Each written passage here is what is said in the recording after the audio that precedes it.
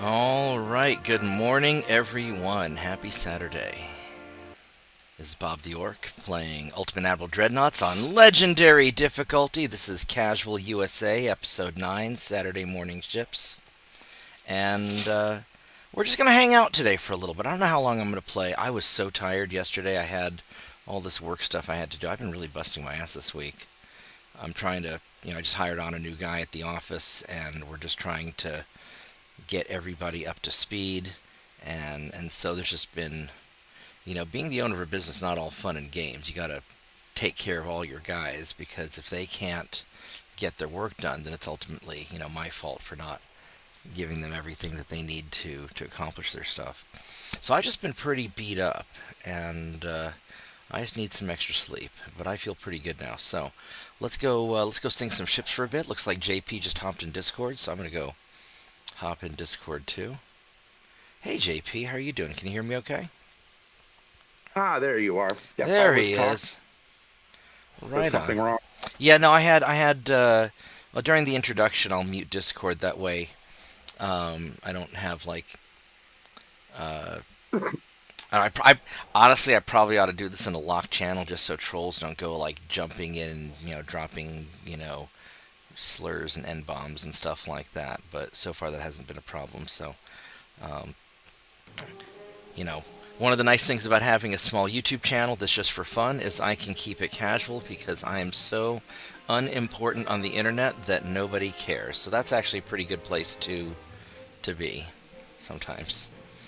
Um, Yeah, so and I actually even remembered to turn off my earbuds before logging into Discord. see, there you go. It didn't break my phone. So yeah, I'm just gonna kind of hang out today for a little bit. I've got some work I have to do at the office later. We're hosting the Oklahoma Space Alliance, so I gotta um, Nice. yeah, we second Saturday of every month we have this awesome presentation. One of the local Boeing engineers comes down and gives a presentation to a local science group. These guys have been meeting for decades.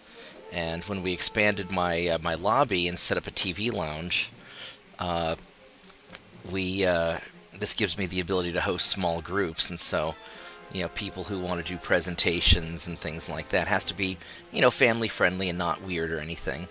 We'll let them use our TV lounge. It gives them a place they can kind of gather up and hang out, and it's a good time. So it's starting at 2 o'clock Central Time. So if you're in the local area, I should drop by. I know Solar Kraken's kind of close, so he might. He's come by the office before, and then I'll try and be there unless something stupid happens. Sometimes stupid stuff happens. So I thought I'd get up early and see what we got. Let's see. So Italy's getting their butts kicked, and then I guess we're fighting China, which I totally don't remember any of this. Uh, I, I did like this hard push on America during the Fourth of July weekend, and thinking, yeah, this will be awesome, and then I just got tired. So what are we even doing? I have debt, but it's America, so of course there's debt. Why are That's a military conflict. Well, we'll go invade them later. I'm just gonna cycle the turn because I have no idea what I'm doing. So we're just gonna YOLO it. That's what we're gonna do. We're gonna YOLO it. So what are you up to today? You just waking up, or have you been up a while, or are you still awake from last night? I actually slept almost all of yesterday. I wasn't feeling great, nothing particular, just low energy and blah. And I slept for 8 hours, was up for three, and slept for another five. And then I woke up a little bit ago and made myself some breakfast and was just settling in to start a new Russian campaign Right and on. listening to your old one from your, I don't know what was one I missed about 3 days ago. Okay. Oh, you're talking Um, about the like the Germany one that I was doing? yes, Germany one, yes. Uh, Yep, I was listening to that when you were struggling with what to do with your patrol boats.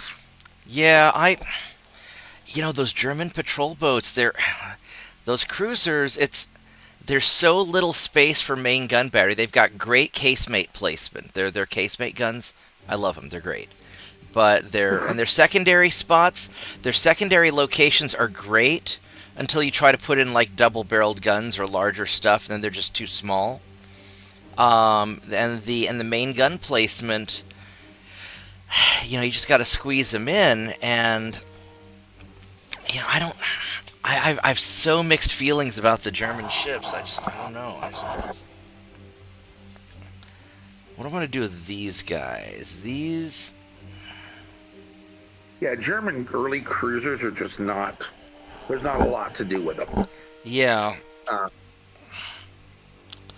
Do I want to I try and mean, fight two battleships, or I don't know if I. personally, I was thinking if you could get a 7-inch on there, because you're running sixes right now, and I was wondering if you could get a 7 and run it up to a 7.9.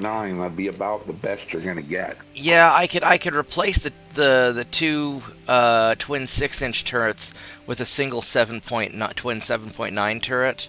So bigger gun, but half as many barrels, and I might do that. Maybe when you get to triple turrets, Yeah. For now, I'm going because to leave the. For now, I just want the volume of fire, and we're early enough in the game that Saint 2.9 is doing the overwhelming amount of work. oh yeah, absolutely. I mean, that's now in this campaign, one of the first research boosts I dropped on was on small guns. Yeah, I always push small guns to get the Mark II 2-inch gun, because the Mark II 2.9 is so good for so long. And then eventually for your main guns, the 13.9, because you can get Mark II and Mark III 13-inch guns way sooner than anything else, and you can get through quite a bit of campaign with that, because the 14-inch, they're really slow to develop. And the 15 and 16-inch, super slow to develop. 13.9 is almost as good as a 14, but the 2.9 is special because you get the longer gun barrel length early on, Uh-huh. and so that makes a big difference. Oh, these are raiders. I Yeah, I don't took it. know if. Uh, I don't know if I've I got think the. you can get it. I don't know if I have the oomph. I could definitely take out those torpedo boats, and If you keep your torpedo boats safe until the battleship is well and truly engaged with yours, and then rush them in. well, no, they're torpedo Um, boats. I've got some light cruise. I've got these Raider cruisers, these are nice cruisers. These are probably no torpedoes on them, huh? no, I don't. These are commerce raiders. I don't. There's no point in putting on torpedoes when it's only half a kilometer or kilometer range. And the baddies are going to be this way. Actually, we're going to have you guys scout. So he's got 2 battleships and 2 torpedo boats. And I've got this Guardian battleship with.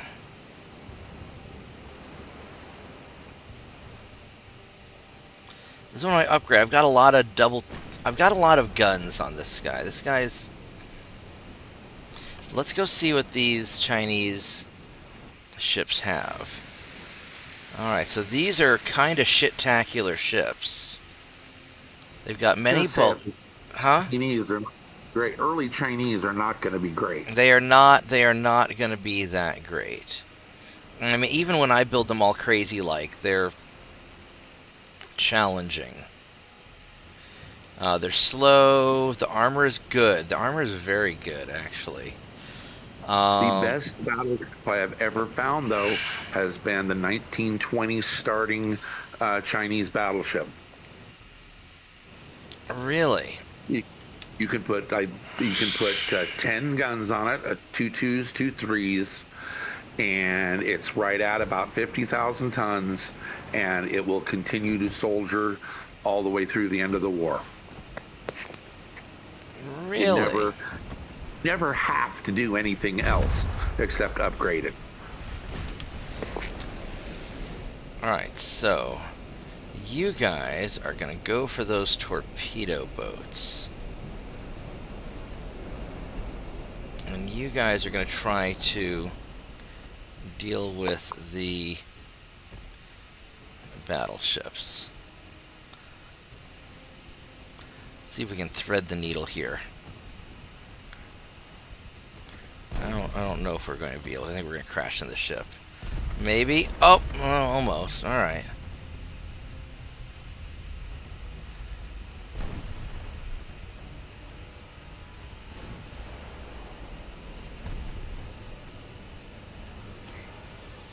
So make sure that you guys really, really fire at. Yeah, we'll just keep firing at that. I kind of want you with your secondaries to fire at that dude.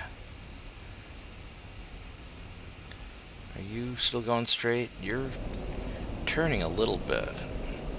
Alright, let's see how this plays out. I think I want a little bit more angle.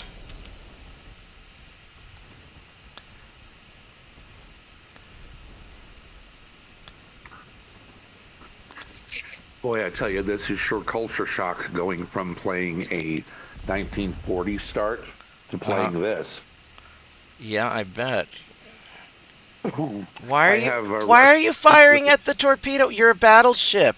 Battleships fire battleship guns at battleship things. But I want to kill the little thing. I don't care what you want to do. You know, starving Africans in Somalia want to come to Minnesota. That doesn't mean they all get to. You don't get to shoot at torpedo boats. You're a fucking battleship. You shoot at the other battleships. Oh. I'll let him use his secondary guns on the torpedo boat. Yay. Well, what's... Are you not moving? There we go. You just kind of got stuck in the water for a bit. What the hell?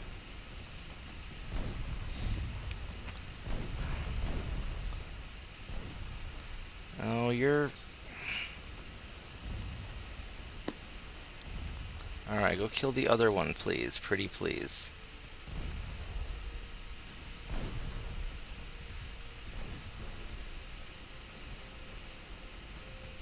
Do you think there's any advantage to having something as small as a 1.9 to hunting, destroyers and torpedo boats? Well, what's the smallest you can make? 1.1. Alright, so what I would say is, so I'm going to give an example from New York City. So when I was growing up in New York City, they had to completely shut down and redo one of the bridges because the bridge was so covered in pigeon shit that it was corroding the metal, and they had to redo the bridge. And pigeon shit can be a real detriment to metal, right? And so to protect your ships from pigeons, it might be, crapping in your superstructure and ruining your ship. It might be a good idea to have some smaller 1-inch guns just to deal with any sort of pigeons or maybe pterodactyls that want to crap on your ship. Okay. That's kind of my thought. I was thinking, once I got up to where I can have, 4 barrels on the secondary guns, if I wanted to, I could run 3 barrels. And I'm trying to remember what. No, actually, I guess I can't. If you can only have one.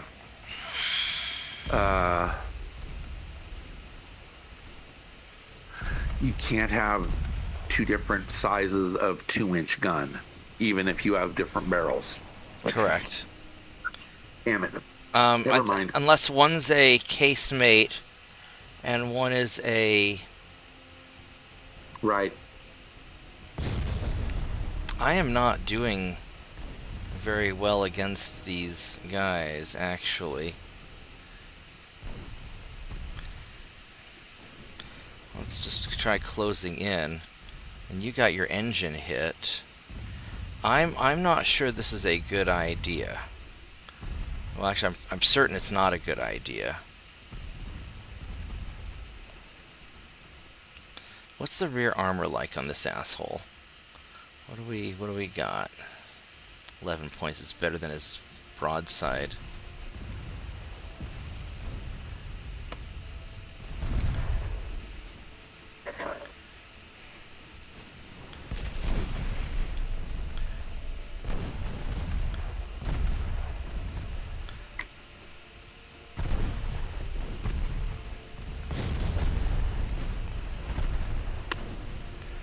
I don't...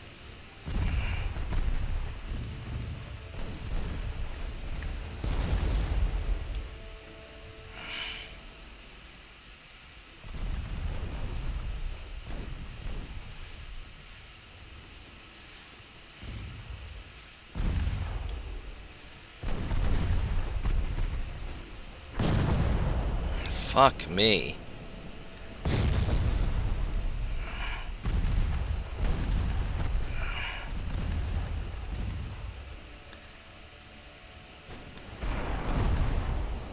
I don't think this is a good idea.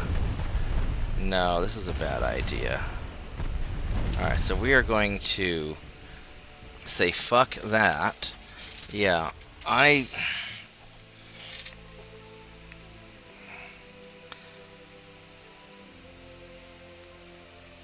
yeah, we're not gonna. I'm not gonna get into fair fights with people. I need to keep reminding myself not to do it. It's very un-American to get into a fair fight.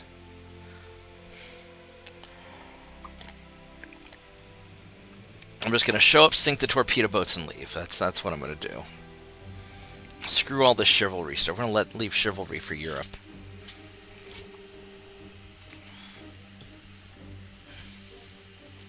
What do you think of that Star Sector game that I was playing the other day? Meh, it was all right. I wasn't super excited. It was a lot harder than I remember it being.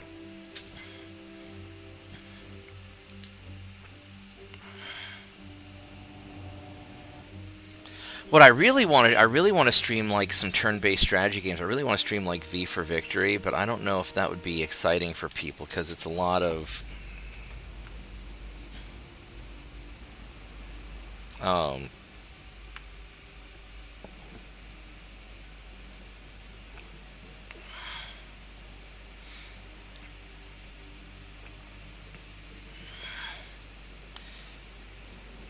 it's just a lot of prep work and very, you know, it's turn-based. There's a lot that goes into each turn, so I don't know.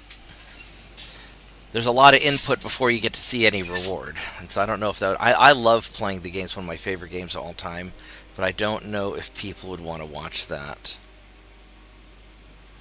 Well, you should run a stream of it and see how it goes. Yeah, maybe so. Although I don't know if it's worth doing it right now while YouTube's suppressing my channel. I don't know why they are exactly. Probably because I bitch about things too. Probably because I made that Somali joke.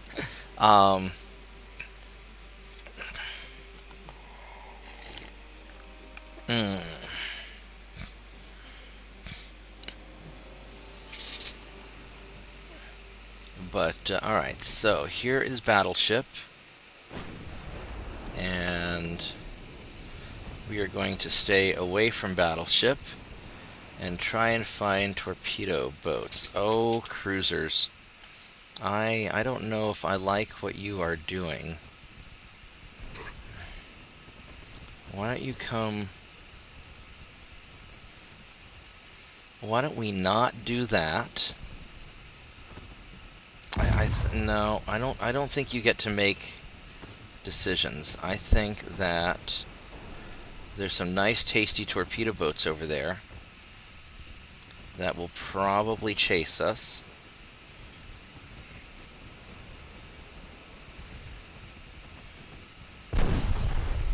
And maybe you should smoke up because you're obviously not doing a very good job.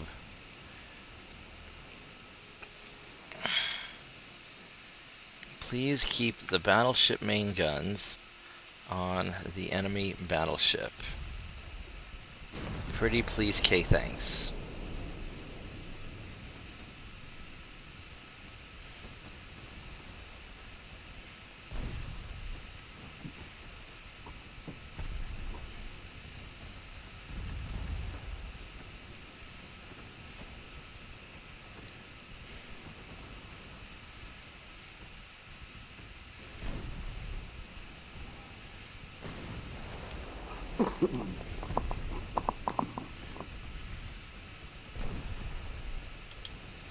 I really want you shooting at them. And you guys shoot at them. Alright.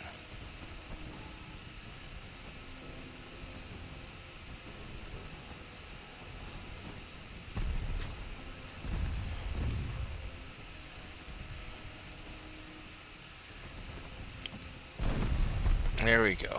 Eat your torpedo boat for breakfast. We all know that every morning begins with a good healthy torpedo boat meal.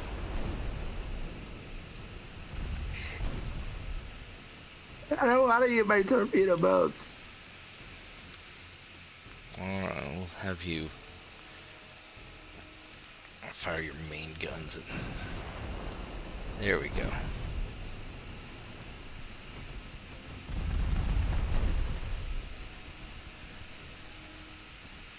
This way we can get out of this relatively unscathed. Have you ever seen those Lord Kirchner posters from World War One? Yeah, we want you, or is the British one that the American Uncle Sam was based off of, right? Yeah, I'm sitting there looking at the American one that I want you for the U.S. Army, Uncle Sam, a very stern Uncle Sam, pointing the finger. Right. And I'm, remember Lord Kirchner. Oh fuck, he got hit. There's a bunch of letters I'm gonna have to write home to somebody's mom.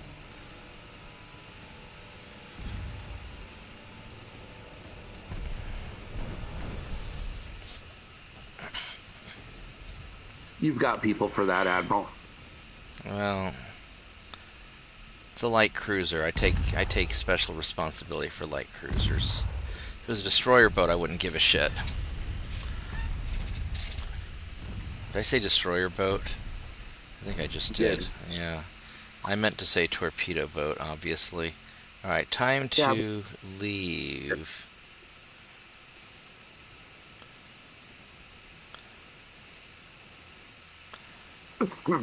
Torpedo boats are just destroyers in larval form. Yeah.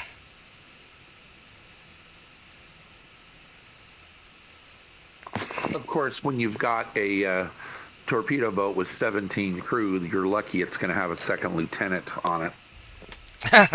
Yeah, probably so. Alright, this is a successful raid.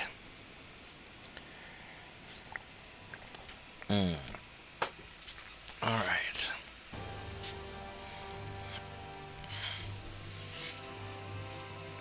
I don't even remember what I was doing with this campaign. My memory is just so detached from... Let's go kill him. There we go. A P-class torpedo boat? Why, yes, we will sell you a torpedo boat, Mr. Egypt. I got Eastern Sicily. So Italy should be completely omnommed now. They are no more. Alright, China's a lot of ships. Alright, so I need to build more things. And I need to go and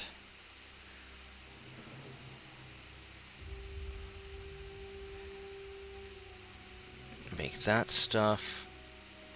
Oh, what's my research looking like? Where are we at on that? We got armor forging, another month on armor forging.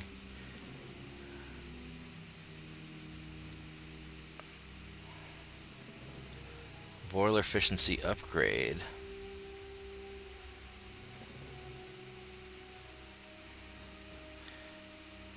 Kind of want that boiler efficiency upgrade.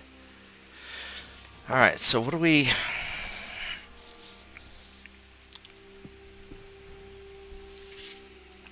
I still need to get a bunch of these... I guess I got all these patrol ships built up. We got the Guardians redone.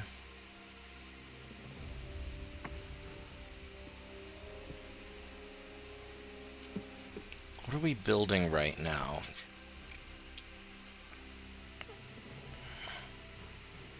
We're not building a lot. We're refitting Freedom Ship, Raiders,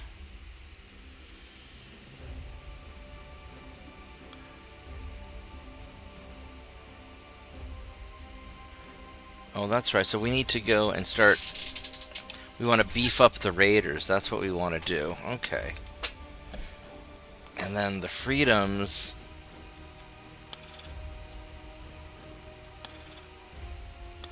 These are 2 months, so I could build out a bunch of Freedoms. Then as far as the boilers go, I'll have the better armor in 1 month. The boiler efficiency upgrade isn't really that. It's 5% funnel capacity. I don't actually need that. So I remember what I was doing. We're going to do 1 more month on armor quality, and then I was going to go upgrade a bunch of the Raiders. Alright, so there we go. So we are going to...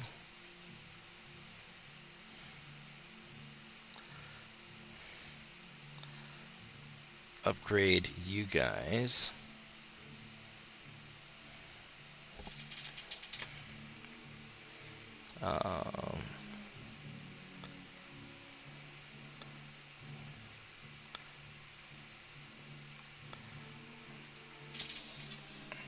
I can actually upgrade quite a number of these. 50... I can do 1 more.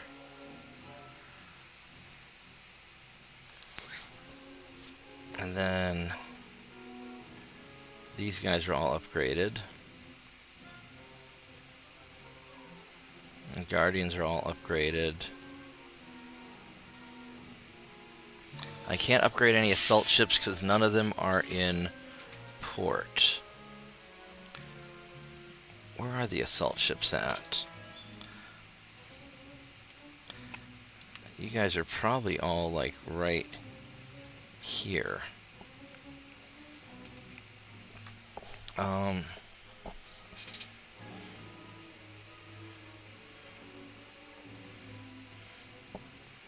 And that's going along very nicely. So I need to get some of these assault ships in port so I can deal with stuff, but then I also have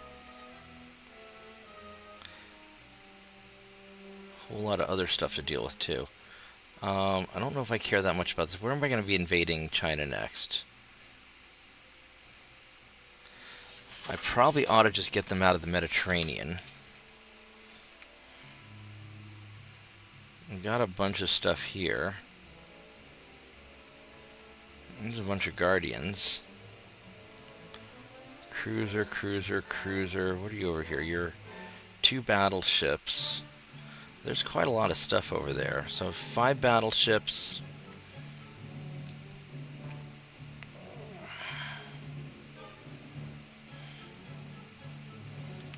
I can probably take them.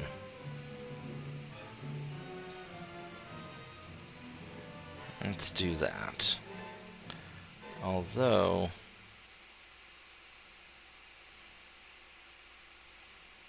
yeah, alright, we'll try that.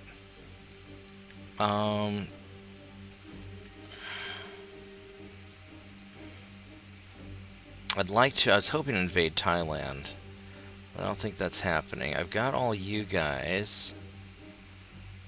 These freedoms are being refitted, and all the raiders and stuff.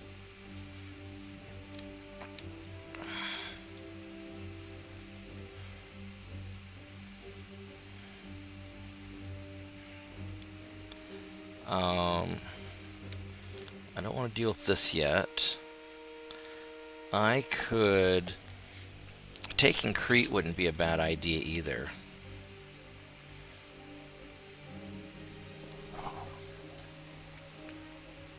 Now, as far as...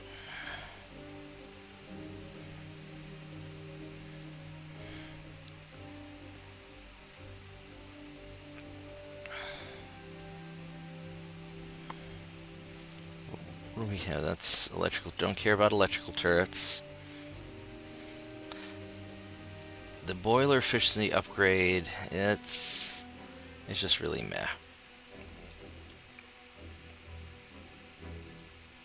Alright, I'm going to send you guys take over Crete. It does.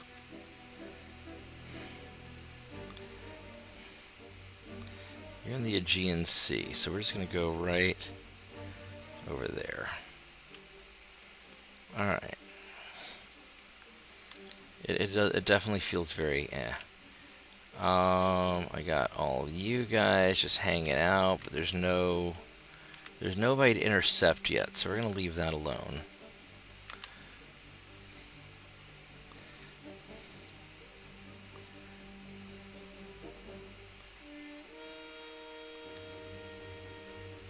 Let's go drop the research down just a smidge. Alright, here we go. Oh wait, we can politic. What do we want to do right now? We want... I think we want to not go to war with France yet. That way when they do eventually go to war with us, we can blame it on them, say it's their fault.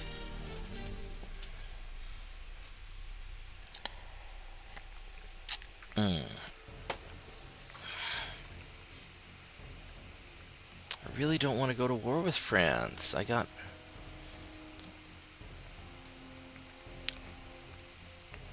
Alright, here we go. So... Enough to do right now. Yeah, I'm pretty busy.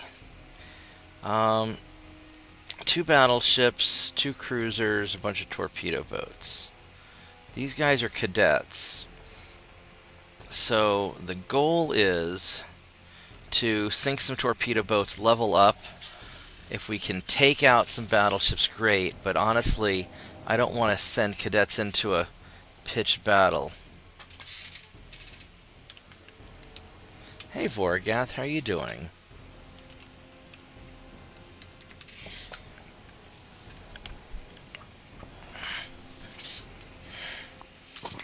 Oh, oh, look at that, the weather shit.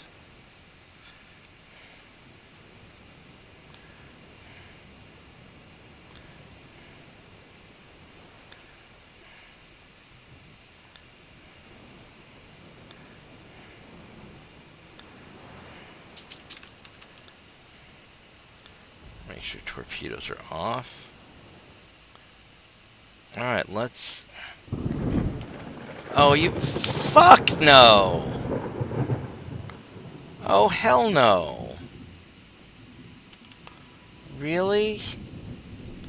Fucking really? Am I even gonna be able to hit anything in this shit? Maybe. I guess I'm still gonna try and bait a torpedo boat. I'll just reload it otherwise, but what the hell? This is garbage weather. I don't want any of this. Oh, right on. Well, hop on Discord if you want. You're probably tired, though.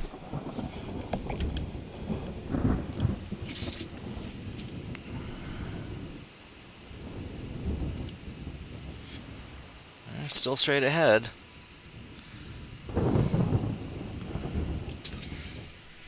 Well, I guess we're just gonna wait.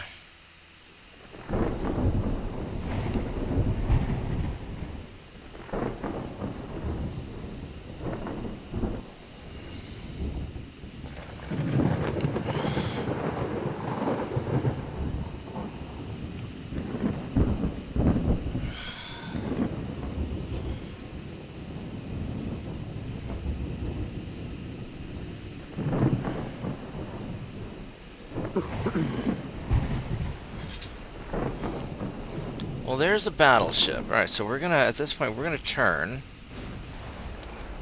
Let's see where are you guys? You're heading straight towards me. Now, even with this weather, I could probably beat him in a brawl, unless that targeting bug is...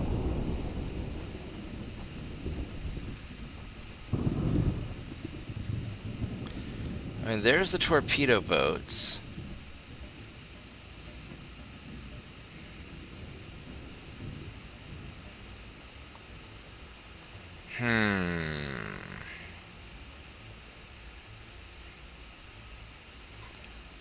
No, I'm just going to keep going like this. And I think the torpedo boats here, you boys are going to... You're going to retreat. Actually, I don't even trust you retreating in a decent direction. We're going to... You're just going to turn around.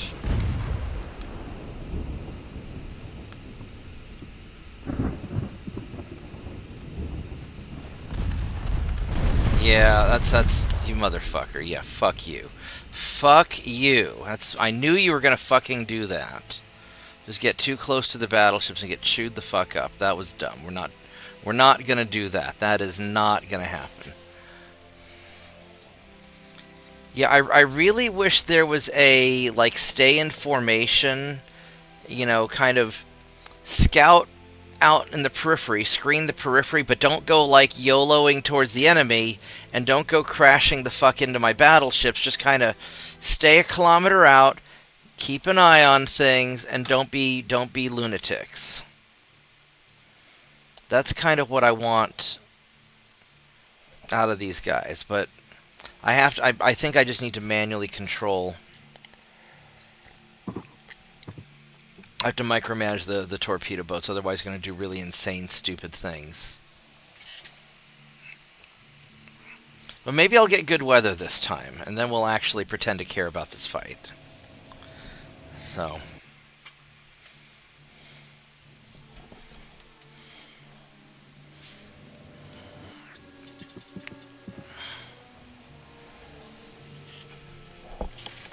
Alright, so there we go. See, look how nice it is when we have good weather.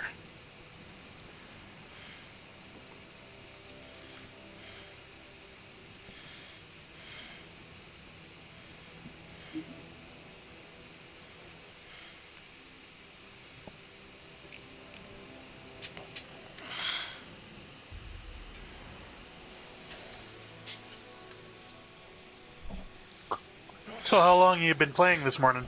41 minutes and 21 seconds, according to OBS. I fell asleep yesterday after work. I was just really wiped out. And so I just didn't have the energy to do much.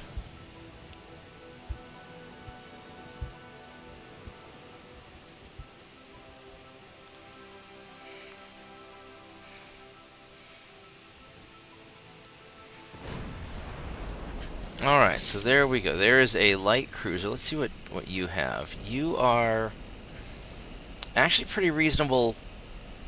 Why do they make these cruisers with the giant ass cannons, though? That makes no sense. You got garbage armor. You're kind of fast. Your longitudinal weight is off. Yeah, I bet with the giant ass cannon. I bet it's off. Why do they do giant ass cannons? Like, what the hell, game? Alright, well, not my problem. We are going to turn this way, and you boys are going to turn that way also. We're not going to let you decide what you want to do. And...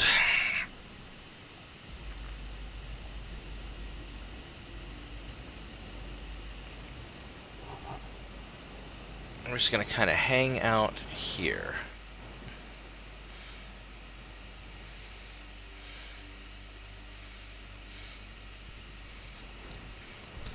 Oh, that's right, I put 3.9s on here so they'd have a longer range so they could shoot at stuff.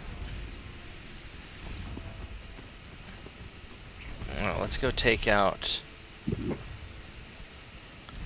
Let's take out Mr. Light Cruiser, please.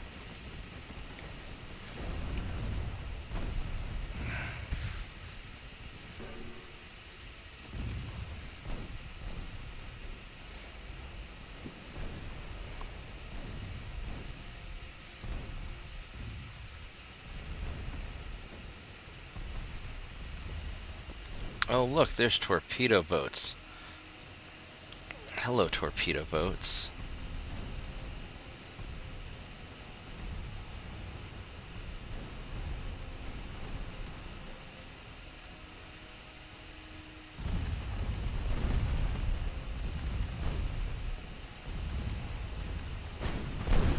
Alright, so he's down. Alright, we want main guns on this battleship. And secondary guns probably on the torpedo boats, I would think.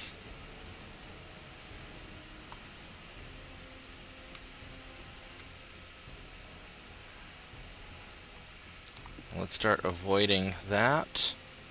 And then you guys,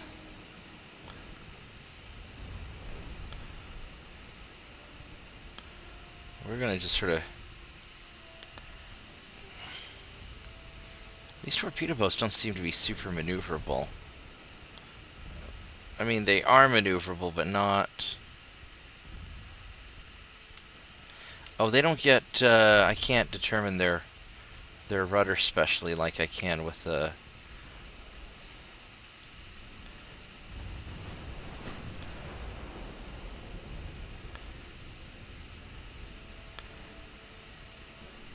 Alright, I would like you to put your second... Whoops, wrong button. Please put your secondary guns on him.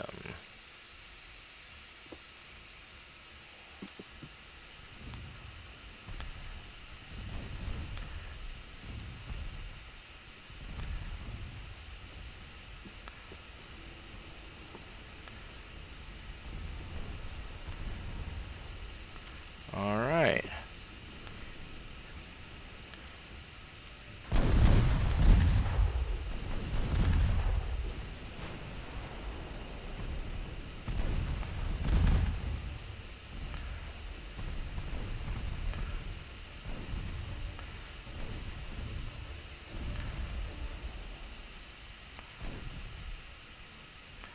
Alright, let's go keep pursuing this guy and see if we can sink him.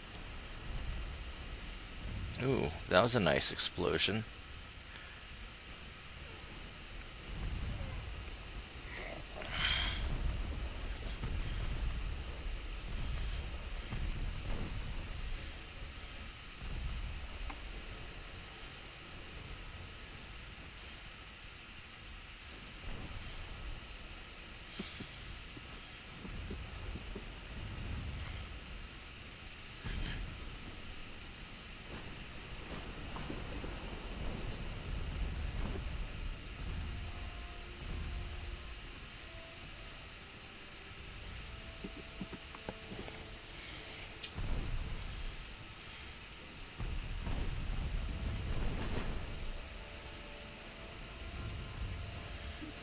Now, what's the range on this? It's 10 kilometers, basically. I'm going to start shooting at that, because the battleship should be a nice, big, easy-to-hit target. And maybe I can just harass them with my guns.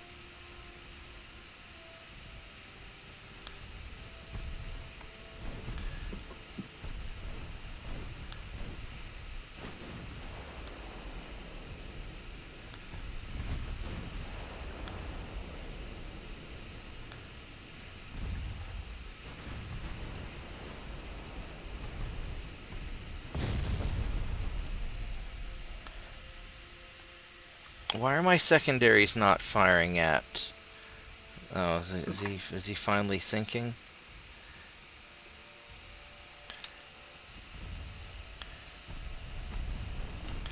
That would be actually really nice. Would be fire at the torpedo... Oh, never mind, he did sink. Okay. That's fine, you can do that. So this is the part where I probably ought to leave. but I might just be greedy. Let's see. He's got okay armor actually.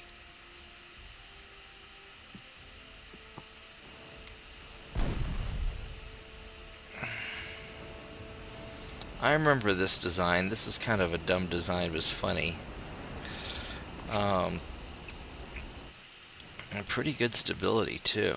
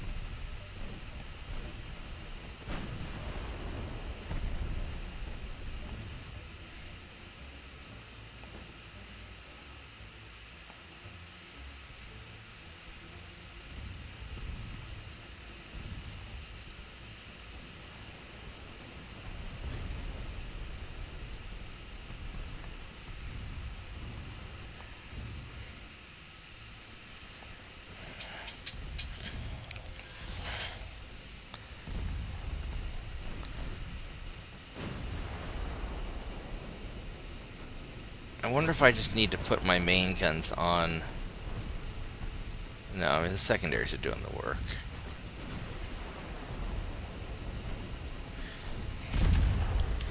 Now the problem is I don't know if I want to get that close, because these guys last time really kicked my ass when I tried to fight them.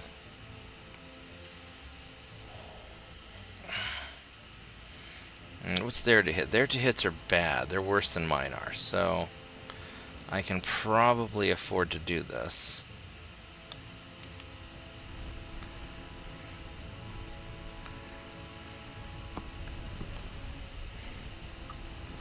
Although I really don't want to be taking lots of fucking damage for no good reason.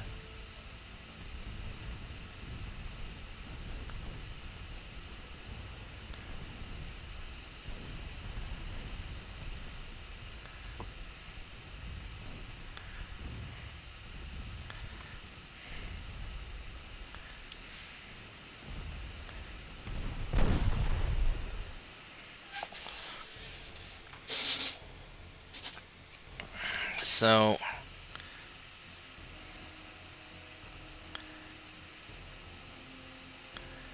what do you have? Do you still have a lot of secondaries and stuff?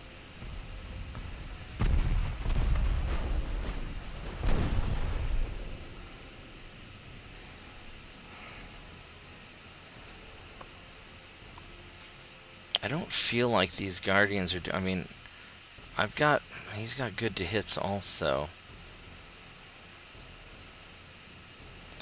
I'm gonna turn this way.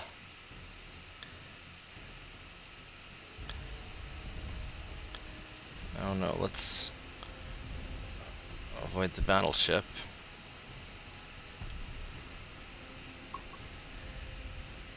Start shooting at you.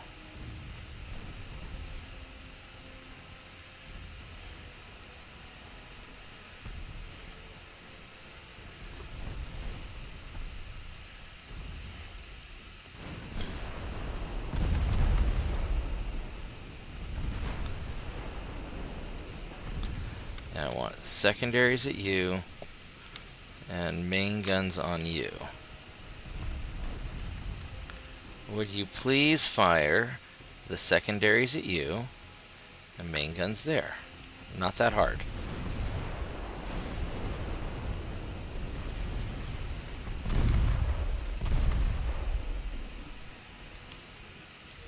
And you guys...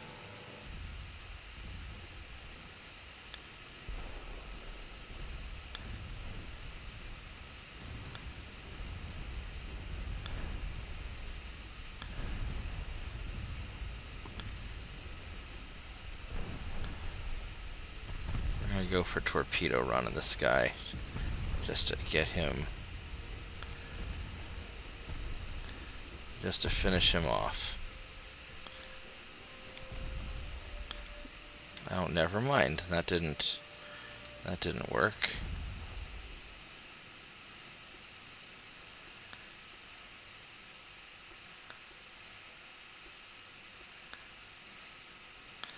Yeah, I'm taking an awful lot of...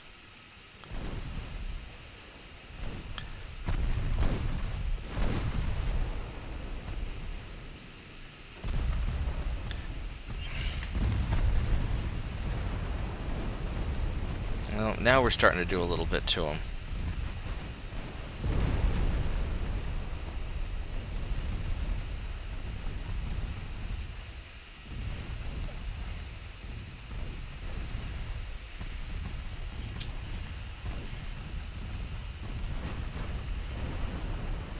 Alright, well that worked surprisingly better than I thought it would. Oh, no, no, no, no, no. No, no, no, no, no.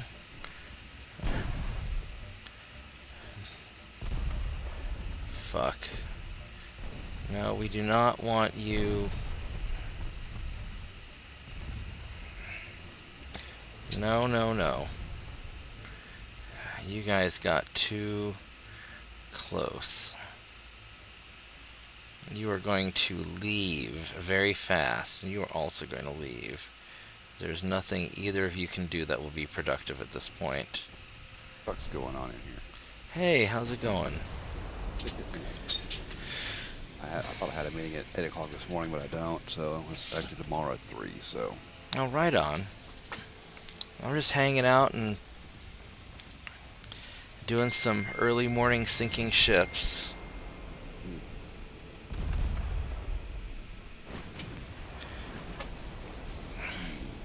Oh.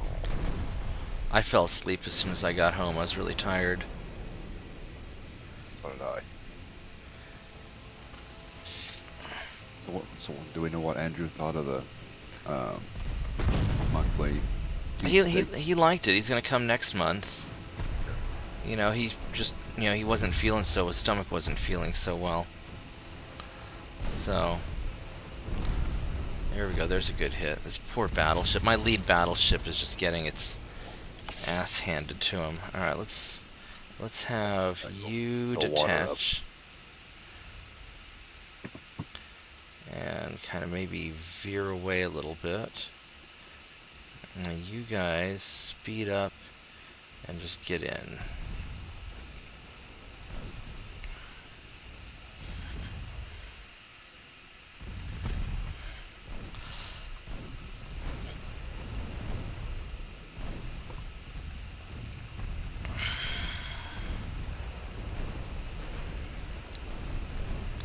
There we go.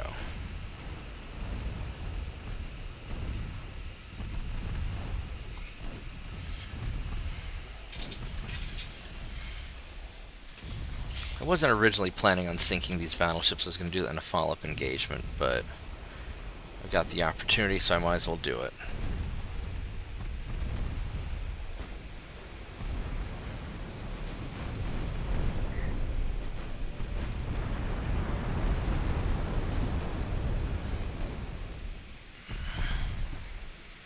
There we go. All right.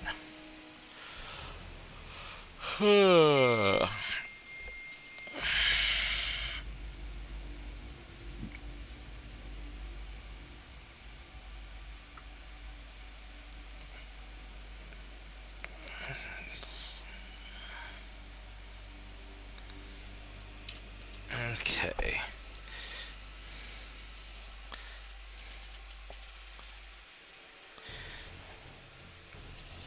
Well, that worked all right. They're losing transports. Italy is gone.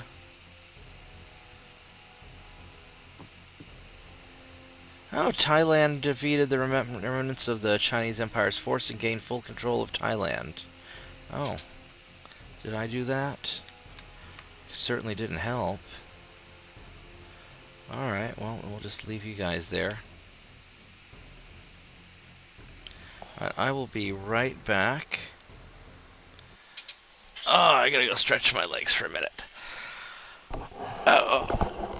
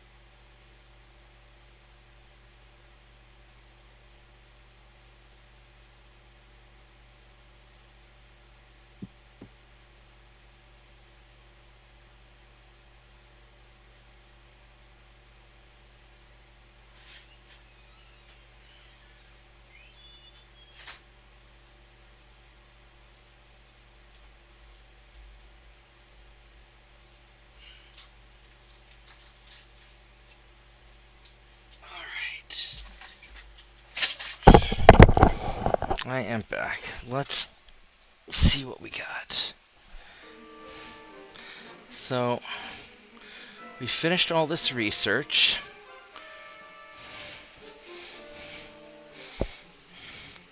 I wonder if I really ought to... I mean, maybe I ought to start pumping some stuff into large guns. One more month on armor forging.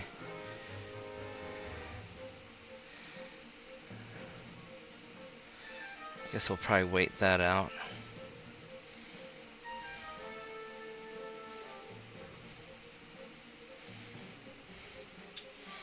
And go drop you back down.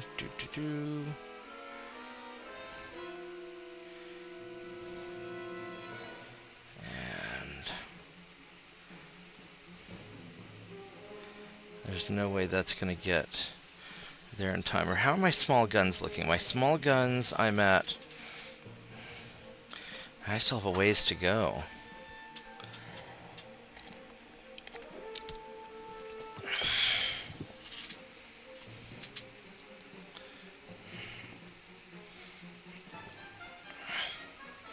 I mean, the boiler efficiency isn't the end of the world at this point. But I don't know if I necessarily want better big... I mean, I probably ought to start researching better big guns. At least until I get... Because gun technology is important. Maybe I just sort of long-term put it into that. I got 7,000-ton heavy cruiser, which... Let me see something real quick here on the heavy cruiser. So I do have a heavy cruiser design that I've got to build at some point.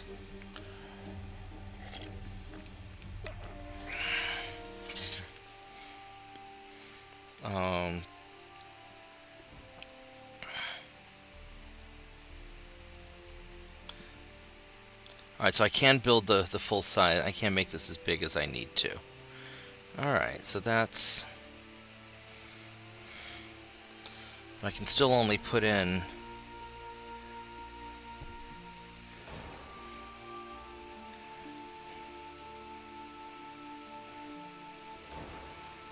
Man.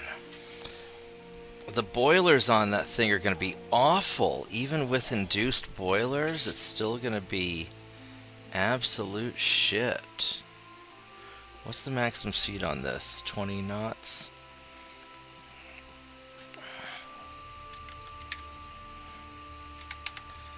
So 20.5 I can get. Alright, so I can do it. Alright, so I might be making the tiny jalapeno soon. Good morning, Shadow Wolf.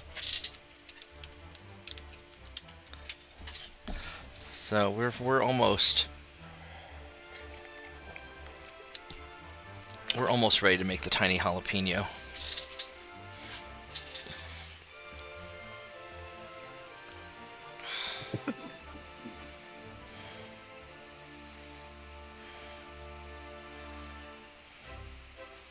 Improve stiffening.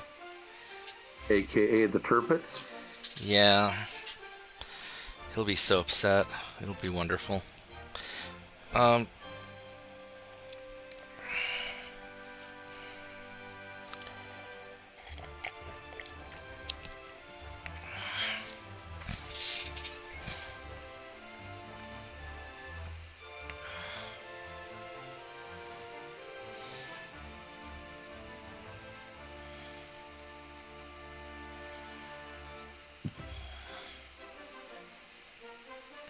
Yeah, we'll do the big guns first a little bit. The better, we might as well wait on that for just a bit. Alright, so these freedom ships, I still need to get those. Oh, we don't have... Let's go take a quick look at the...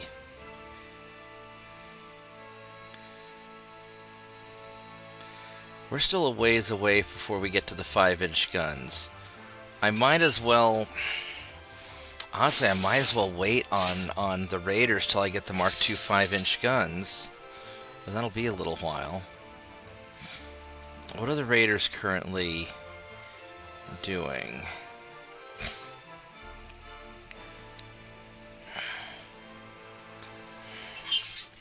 So this is the Raider right now.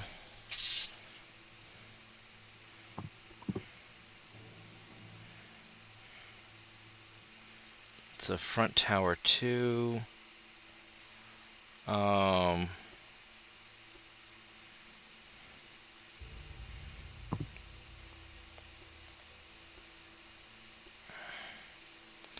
Better efficiency. Harvey armor.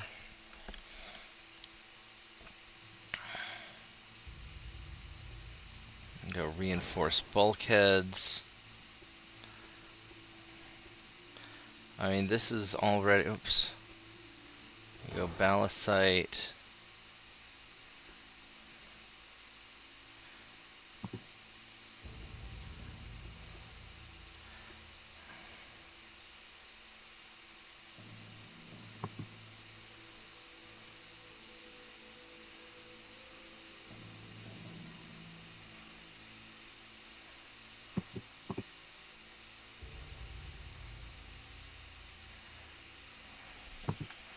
Really?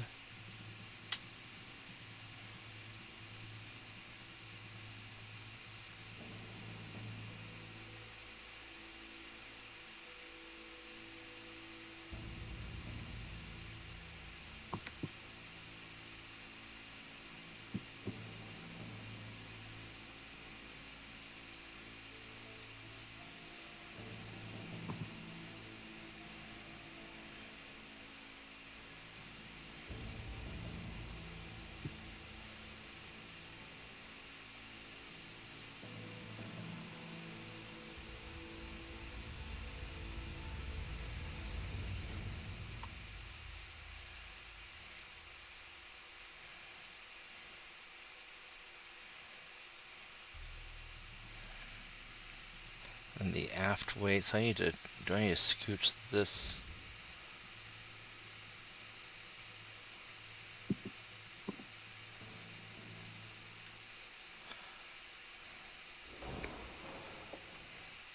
How do I...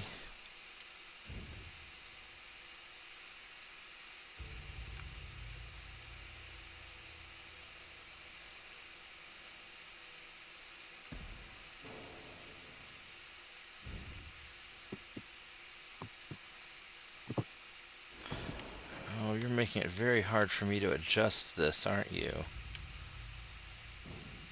Oh, fuck me. Fuck me, really? God damn it.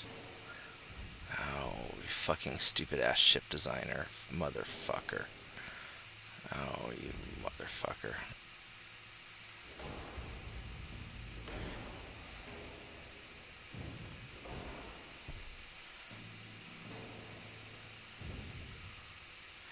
You know what, we're gonna exit, we're gonna redo it.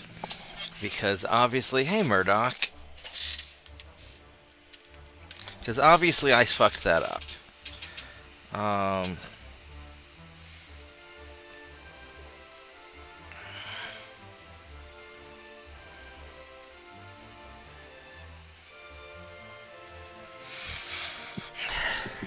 We'll just spend our spare time building these out with the better armor. I really want the better gun, but that's not gonna... Alright, so let's just do that.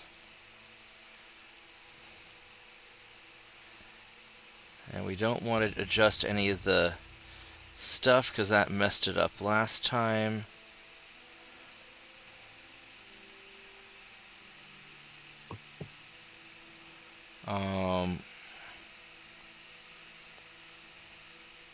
We got all this extra speed. Can we go 21.1? No. Well, we could. Adds a lot of weight. Well, not a lot of weight, but probably not worth it. What can we... That offsets it badly.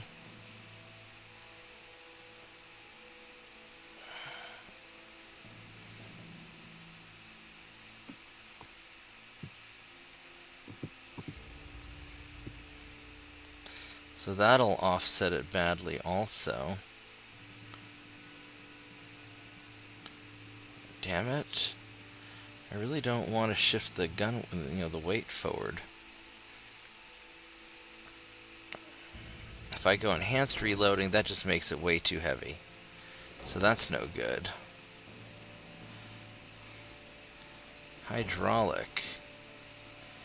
And then that shifts the weight forward also, which...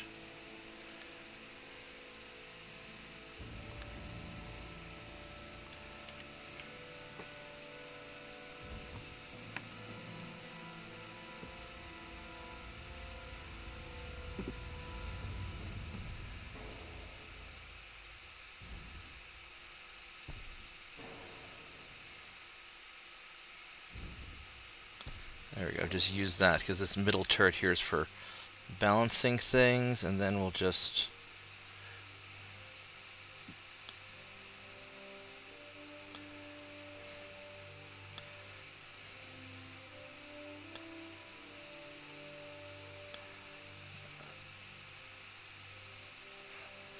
Really?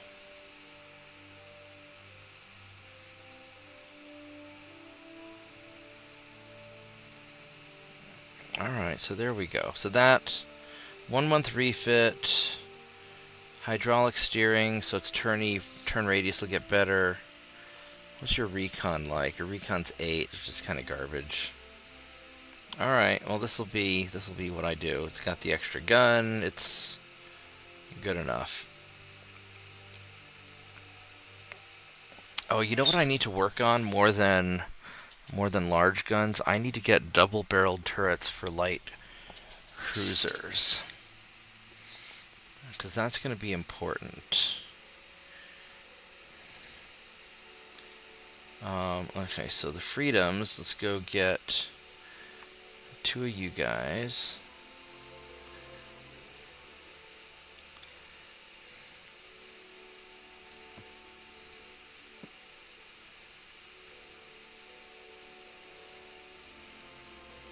Actually, it probably takes a while to get secondary double turrets for light cruisers, doesn't it? Doesn't feel like it takes that long. Or maybe I keep pushing the...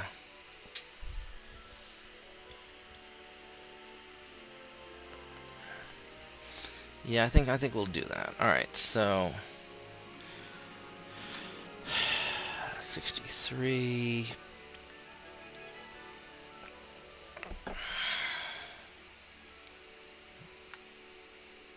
I mean, at least do that.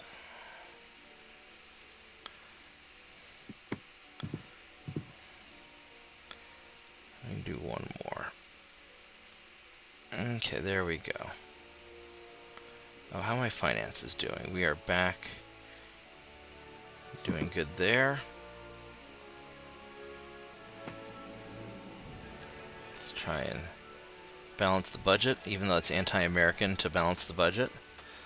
And let's see what we have here. Convoy. But we can sink some transports. Alright. Let's see if we can get some experience sinking some transports out from under the nose of a stupid China. Oh, come on! Really? A storm? Hell. Well...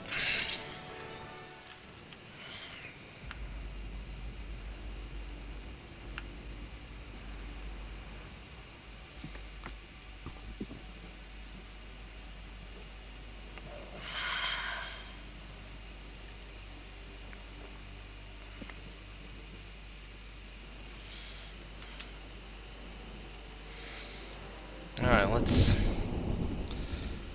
see if we can find these things.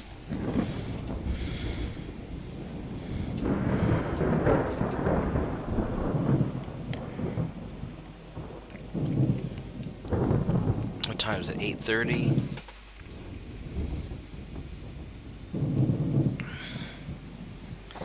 Yeah, I still have a little bit of time before I have to do stuff.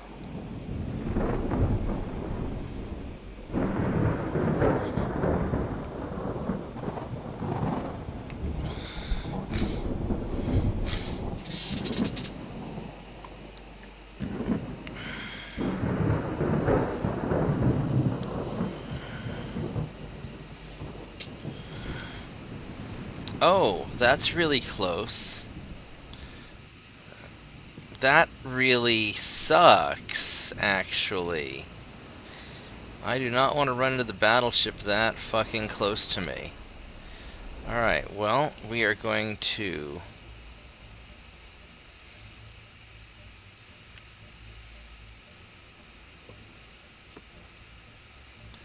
shoot at the transport.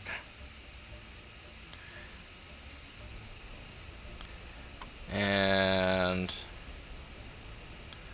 let's see, which way is the battleship going? You are going that way, so we're going to cut in behind you and also cut in behind you, and we are going to get ready to leave because this is not sounding like a very good idea here.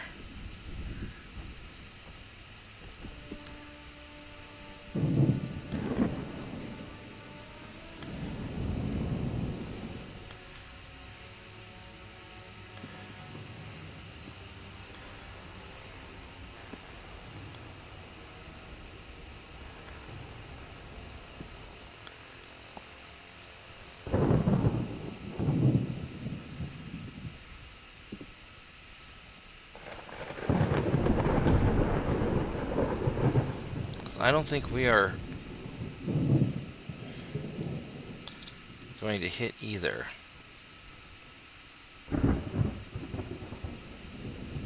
And maybe we will.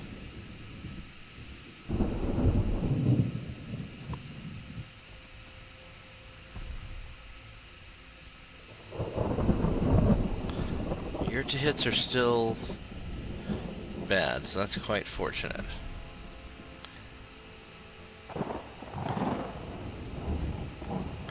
Do you guys have any... They don't have any guns.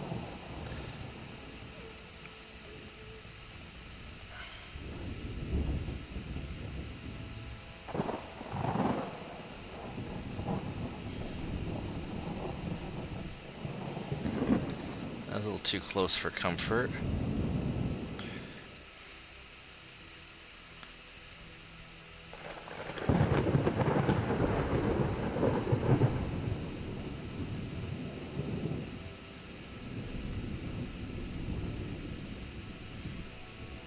So you've managed to turn around, which kind of means that I want to maybe go the other way. Well, I don't think you're... So you guys are going to smoke up and turn around. And then you boys are going to go for this transport. Which hopefully you're going to hit him.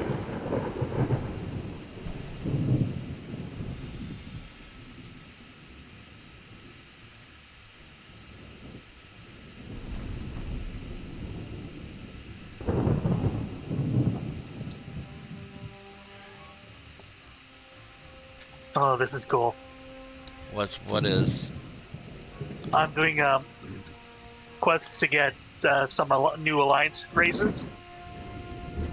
I'm doing the Dark Iron Dwarves, and I've got a tank through Molten Core.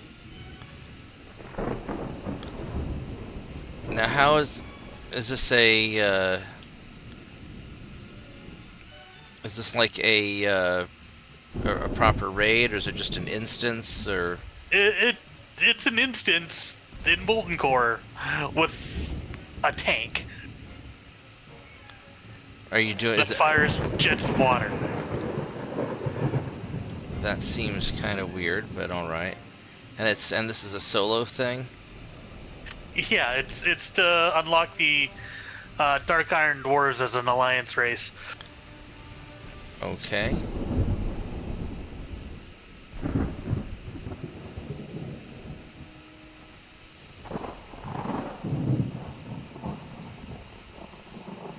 Where do the transports go? There we go. Go closer to the transports.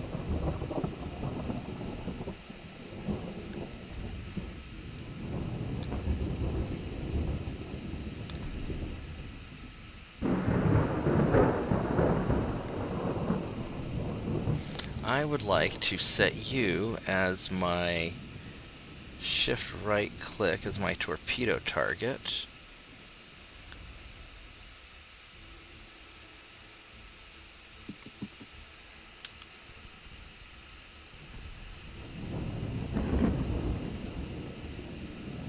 Not that I can see what I'm targeting.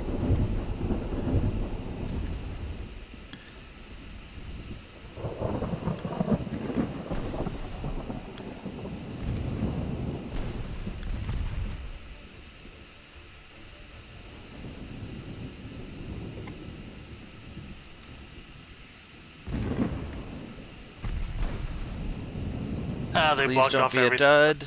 Ragnaros's. Oh, room. it's a dud.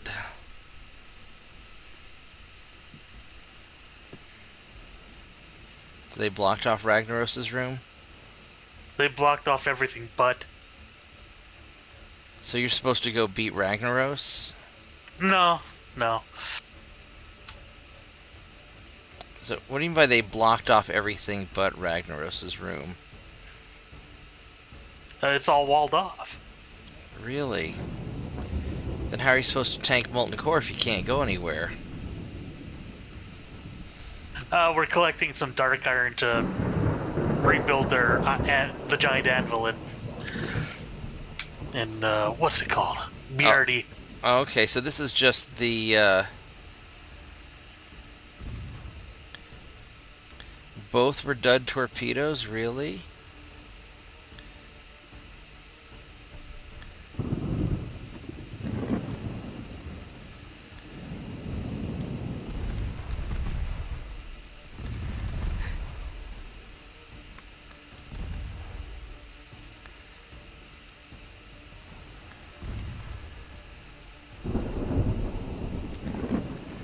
So you guys are just gonna have fun in there.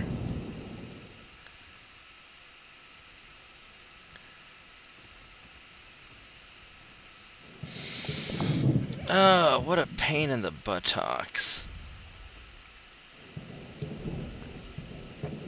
But we're leaving this battleship behind because he's slow, because you're only 15 knots. You're going 11.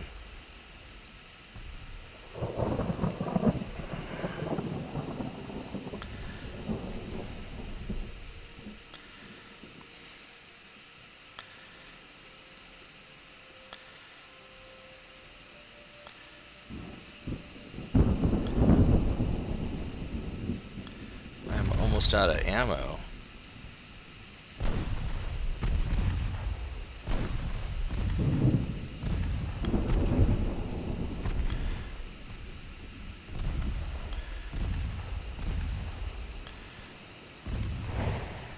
Enough to sink you? Alright, it is. We sunk one. Alright, good job.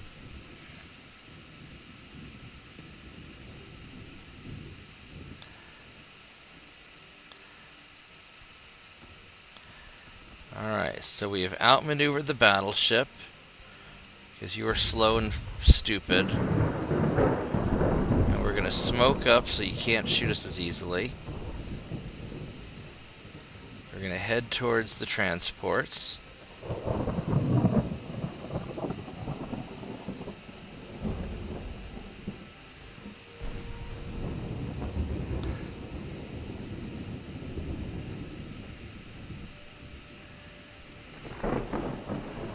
Let's go see if we can take... Oh, we're out of ammunition, aren't we? Alright, so All we can do now is just hang out to spot and hope that our light cruiser homies will get the job done for us.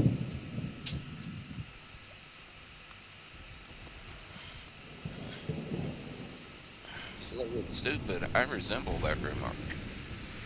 But are you a battleship in Chinese? No. And an ironclad? Nope. See, you're fine. An ironclad? Oh, God. Yeah, there's this Chinese ironclad battleship, and it's attacking me in the middle of a storm. Honestly, if this were historically accurate, I just have to sort of sail around and avoid it till the storm sank it. But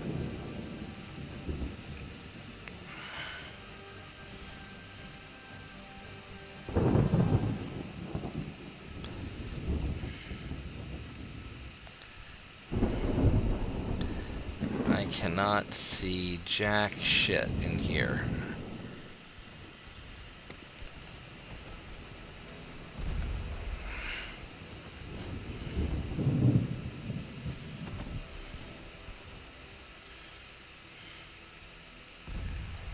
So if you guys just kind of keep an eye on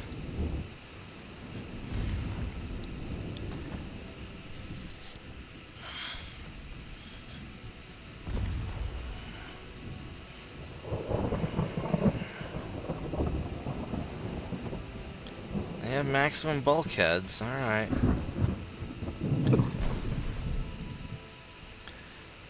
Good morning, Mitchell. Good morning. Alright, I think it is time for the torpedo boats to leave, because you are out of ammunition. Both their torpedoes were duds.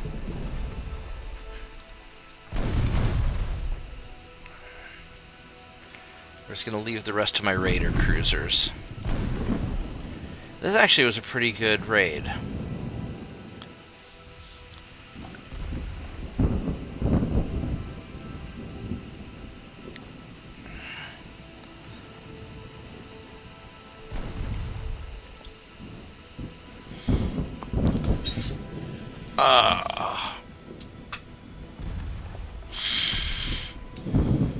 Yep, I remember the good old days when I had to yell at people to stop standing in the fire.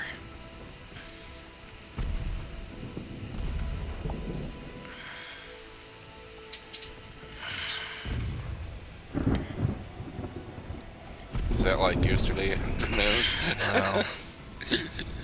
No, just... We were running a kind of a pickup group, Molten Core, and we would take a lot of people along who probably shouldn't have been there. And there were... let's get out of here. There we go. Good job. There were a lot of people who were maybe not intelligent enough to play video games. There's some really awesome people, too. If you look at my first YouTube video ever, it is us making fun of a guy named Schism in Molten Core, who was a noob. And he was some little kid talking about his bitches and hoes. And I'm like, you're 12. You're too young for bitches and hoes. Yeah. Yeah. Yeah, I missed the part where you talked about Molten Core, but if you were talking about life in general, yes, there's always been people that you literally have to tell, don't stand in the fire. I don't know if I want to do this one. This is my patrol ships. You guys are cadets. Green. But I don't know if I want to fight a battleship. That's 15.7 knots. But the rest are faster. I'm only 18. These guys are not super fast. I might be able to get a torpedo boat out of this. I don't think I can swarm a battleship. I mean, maybe I could. I've got a bunch of these guys. I don't know. They're not high enough level. Maybe I can sync a couple things and level them up. Oh man, I'm still tired.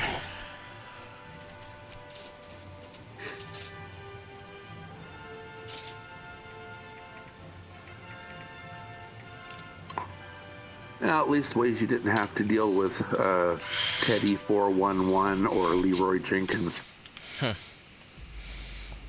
Well, the Leroy thing was staged anyway. I was the group Leroy. What? Yeah, that was Vorgath was the group Leroy. Vorgath was special. Teddy 411 was staged also. He called Shadowbane's tech support and was whining to the tech support guy because his guild was beating him up because he was running a spear assassin, mage based.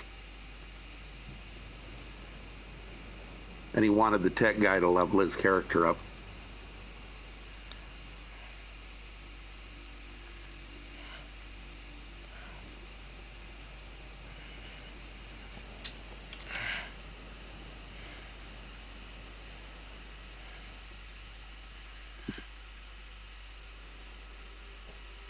Alright, let's see if we can find... So the goal here is to find a torpedo boat and light cruiser and kite them away from the battleship. See if they're dumb enough to do that, so that we can sink them.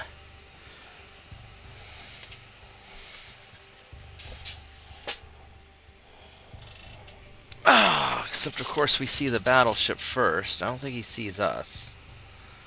12 kilometers. I had 11 kilometer range. Why is my high explosive longer range than... whatever, don't ask stupid questions. I wonder if... Well, he's coming towards me.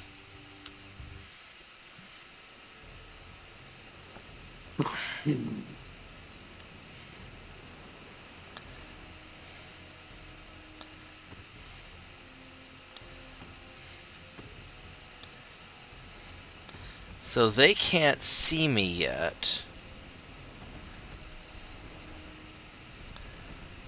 Now he can.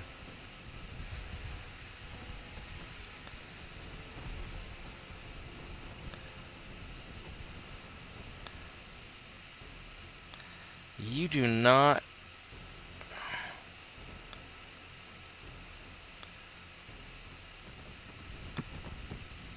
I don't know what you guys think you're doing, but you're not doing it. You are definitely not doing whatever it is that you think you're going to do. We are vetoing your decision. You are absolutely the fuck not going to do that. You're going to like stay... Whatever they're thinking of doing, don't do it. Yeah, just... Destroyer captains do not get to make decisions. Alright, let's go fire at that torpedo boat, please.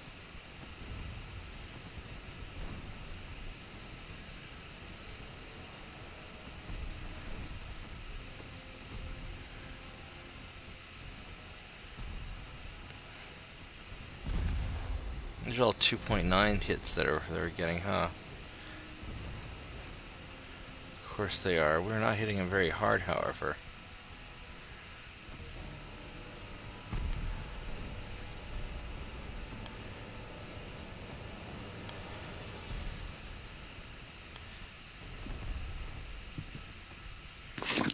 I made the mistake of designing these ships yesterday when I wasn't feeling well and exhausted. Right. And I made many mistakes. What? Whoa. Yeah. For example, I've got ships running around with straight up 2-inch guns. I didn't take them up to 2.9s. Yeah, the 2-inch guns are not actually that fantastic. No, they are not.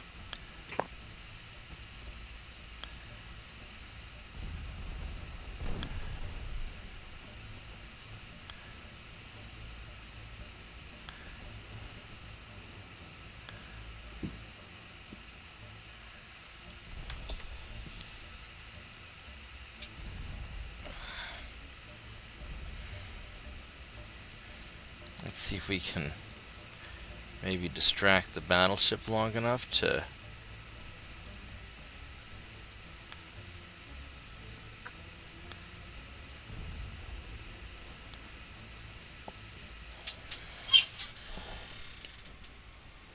finish these guys off. Well, that torpedo boat's having a bad day.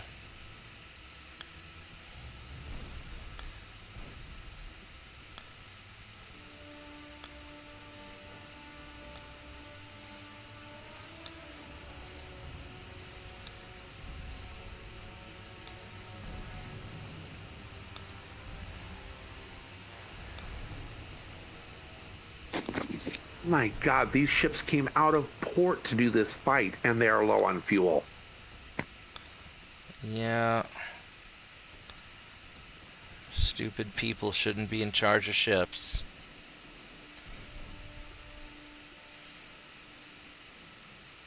Don't tell that to the U.S. Navy. Well, unfortunately, it seems that stupid people are the ones giving all the money.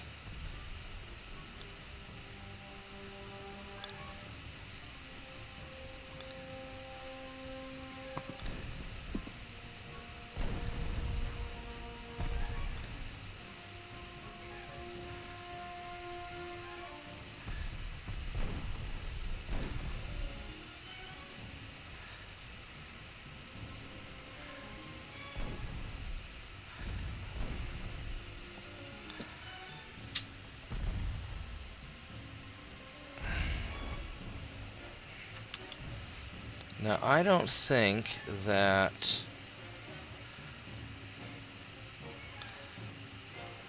it's worth trying to fire a torpedo at that guy, because I don't think it's going to end well.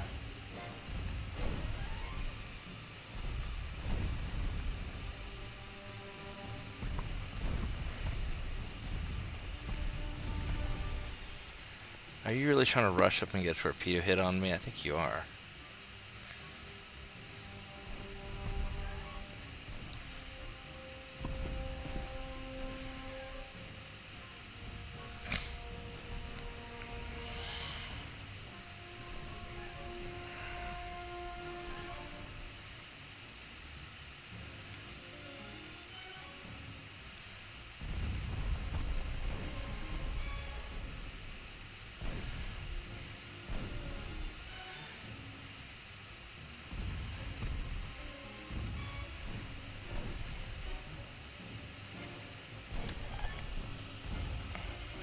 Well, this battleship is, yeah, he's still in pretty decent shape. So I don't think we're going to sink him. But we are going to take out these little boats.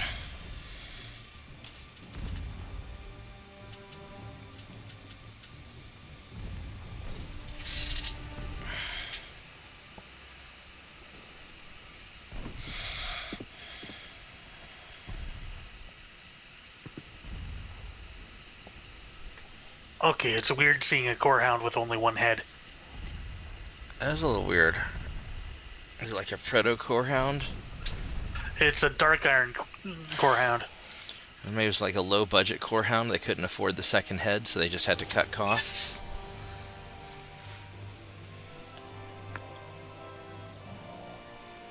Bad genetics. Yeah, bad genetics, only being born with one head. Alright, so all of my guys got their 25 experience points, except for the torpedo boats, which were sufficiently good distractions. Alright, I'll take it. Oh. You know what would make Saturday morning a lot better? Bacon. Bacon would make Saturday morning a lot better. I will be right back. I'm going to get bacon.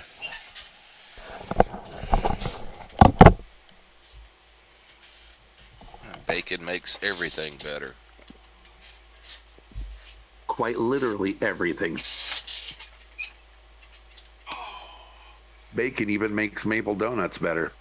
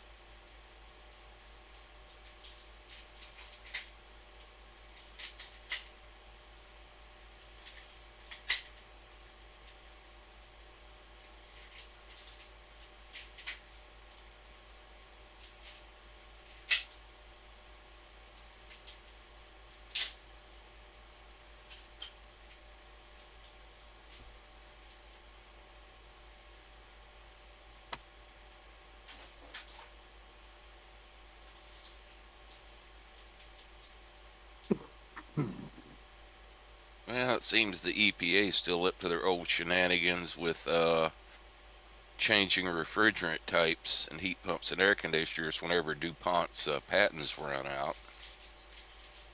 Oh, really?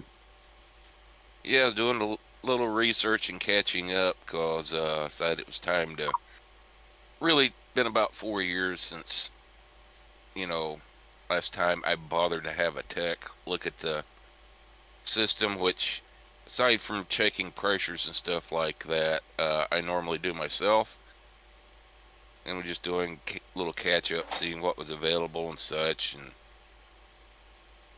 turns out, end of last year was the cutoff for buying air conditioners and heat pumps that used R410A, which replaced R22 20 years ago. Now, if you buy a new unit, it has to be one that uses either what they call R32 or R54A. That's if you're buying a brand new unit. And apparently, they still aren't able to make either of those in the U.S. in sufficient quantity to even bother properly filling the units when they're installed.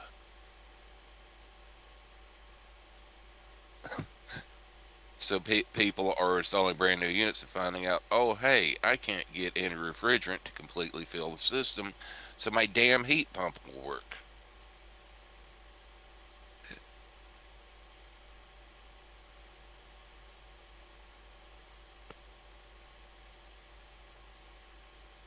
And on top of that, a lot of the people that bought the units that use R454, having a concerning number of instances where they're having brand new units fail literally within hours of turning them on.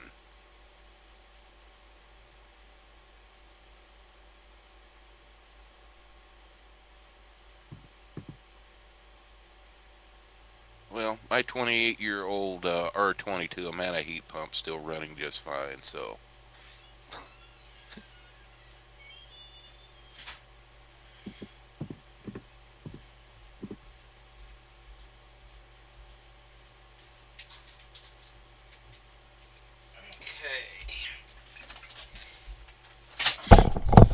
Bacon is cooking. It'll be ready in a few minutes.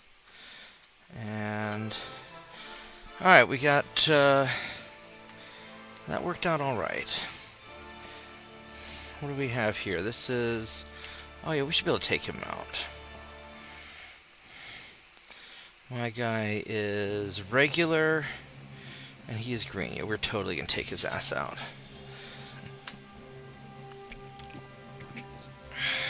Last time I had to worry about any kind of an air conditioning unit was working at the Lorraine Theater in Hoopeston, Illinois. And that unit was installed in 1937 and essentially was a gigantic swamp cooler. And it could make that enormous theater movie palace, could practically make it snow. Now, how does the swamp cooler work? You know, I don't actually know. I just know that's what the guy that came to look at it called it. And he looked at it and said, wow. You know, because he'd literally never seen one like it. He knew what it was, but he'd never actually seen one. Basically, what a swamp cooler is, it uses the latent heat of vaporization from water to suck heat out of the air and cool it down. Oh, so it's just an evaporative cooling system. Yeah. Oh, okay. I built something like that for my dorm room.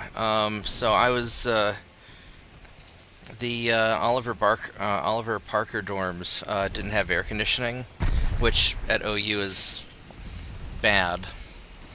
And so I set up but they had, I was in the cheap dorms, so they had an ice machine in the lobby with free ice. So I would take these trays of ice and blow air across them, and then as the as the ice would evaporate, just ended up cooling the air, and so I was the only I was able to cool down the air by like 20 degrees. Either using ice or like actually spraying like fine water mist into the incoming air. If you're in a climate with very low humidity, yeah, you basically uses the the latent heat required for doing the phase change from like either ice to water, or basically from like water mist to vapor. Yeah. Oklahoma's Now, not dry. Illinois was definitely not low humidity. 2.2. You could have 105 degrees and 97% humidity, giving it a 114 degree. Basically, it's what it felt like. Heat index, that's what they called it. Yeah. Oh, there goes your engine. There goes 2 engines.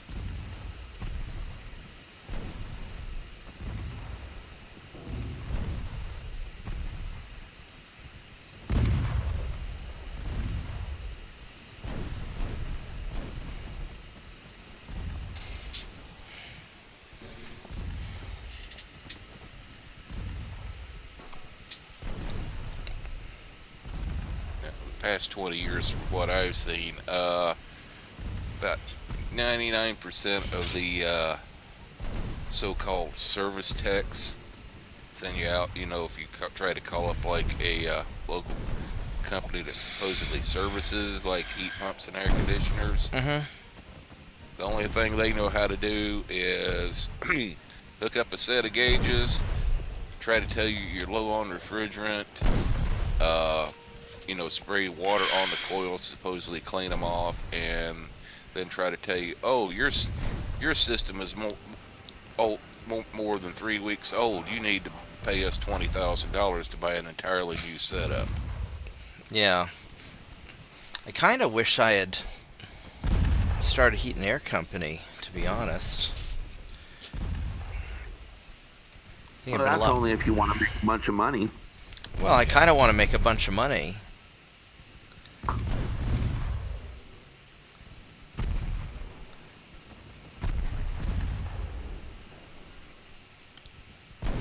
Which, though, courtesy of the U.S. Navy, I've got the universal EPA certification for working on any type of stationary refrigerant system, so I can do all my own maintenance on mine, You want to including buying refrigerant. You want to come down to Oklahoma and help me start a heat and air company?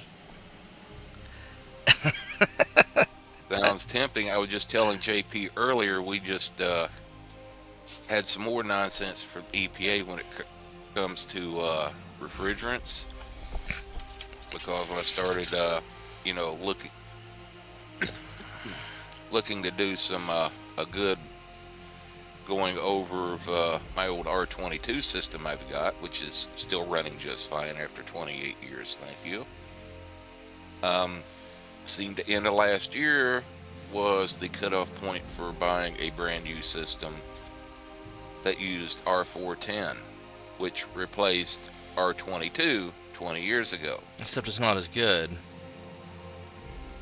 Yeah, well, basically, I'd have to do a little more checking, but some people were mixing in a little parts. Apparently, you could use R410 to replace R22. There's just a difference in the amount of charge. But end of last year, apparently, after the end of last year, now if you buy a new system, it has to use either R32 or R54B. That seems awfully complicated. Yeah. And from what I've been able to learn so far, the companies, basically, DuPont's patents ran out again. Oh, But been able to find the company still can't make enough of either in the U.S. currently to really satisfy the demands for installing new units. So people installing especially the R454B units. Give me a minute. I'll be right back. I heard my bacon ding, and I don't want it to burn. Yeah. So hold that thought, please. Yeah. What is the point of changing the refrigerant anyway? I mean, aside from DuPont's patent. Oh, they're changing the environmental. They just decided to change the environmental requirements as far as, if you release this much of this refrigerant to the air, it's the same as releasing this many pounds of carbon into the atmosphere. Yada yada, the whole climate change bullshit. So they said, R410 isn't any good anymore because we decided we wanted to change the environmental requirements, i.e. pull numbers out of our ass, so now y'all have to pay for buying brand new systems that use this other refrigerant. Kind of like whenever they started putting lead in gas way back in the day, you had to pay extra for your regular gas, your leaded gas. And then when they decided, hey, lead's bad, let's not put it in gas anymore, they charged you more for unleaded because they didn't have to put it in the gas. Yeah. From what I'm gathered so far, looking and going through and listening to a bunch of different, service techs and AC guys like on YouTube and elsewhere, if you have to buy a new system, R32 would be the better choice.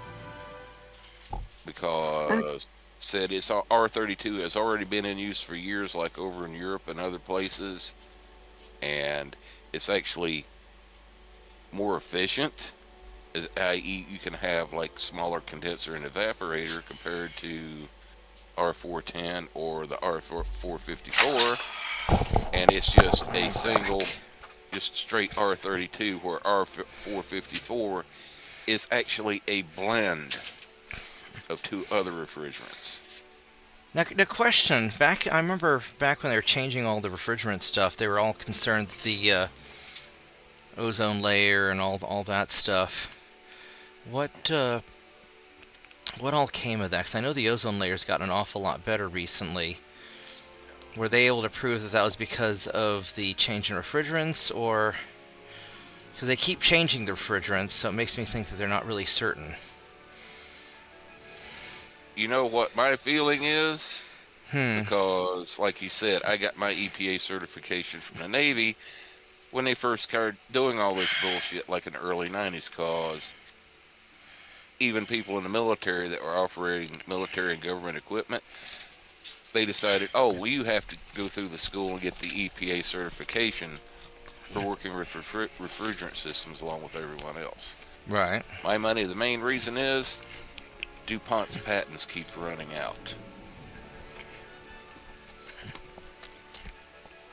That would make a lot of sense, actually. Yeah. Basically, the reason they're doing this switch is we changed our minds as to the composition of refrigerant we want released in the atmosphere. Basically, because this is all Freon based anyway, right? Yeah.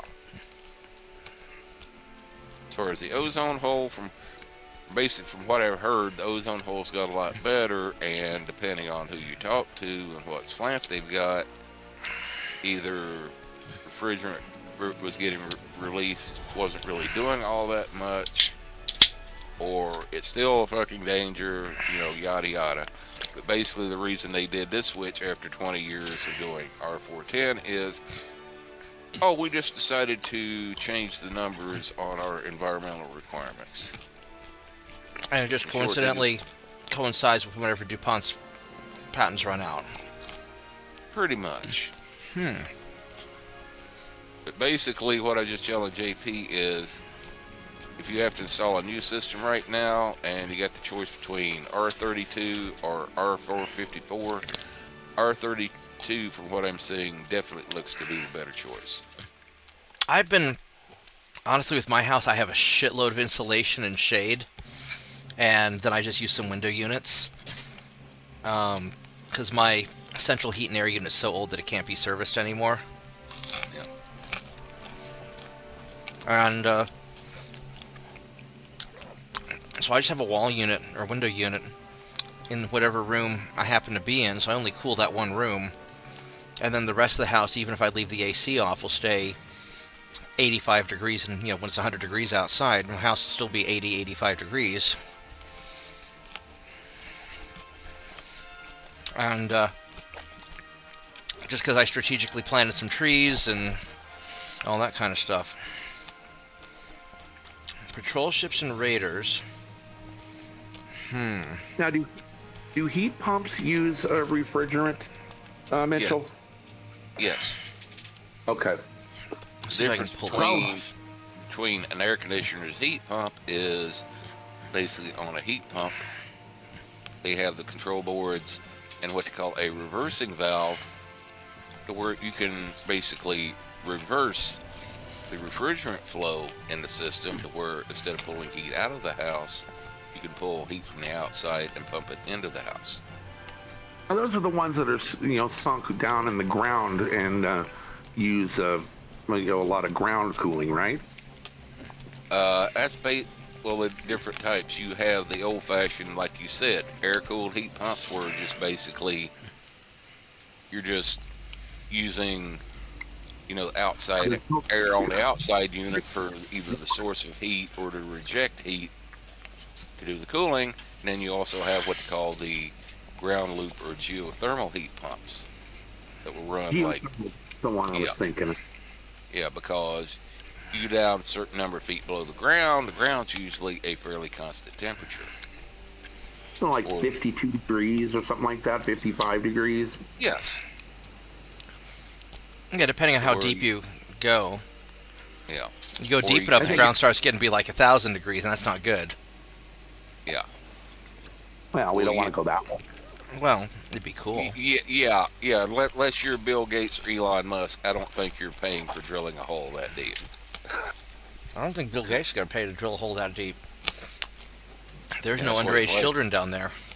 Yeah, that's what his wife said.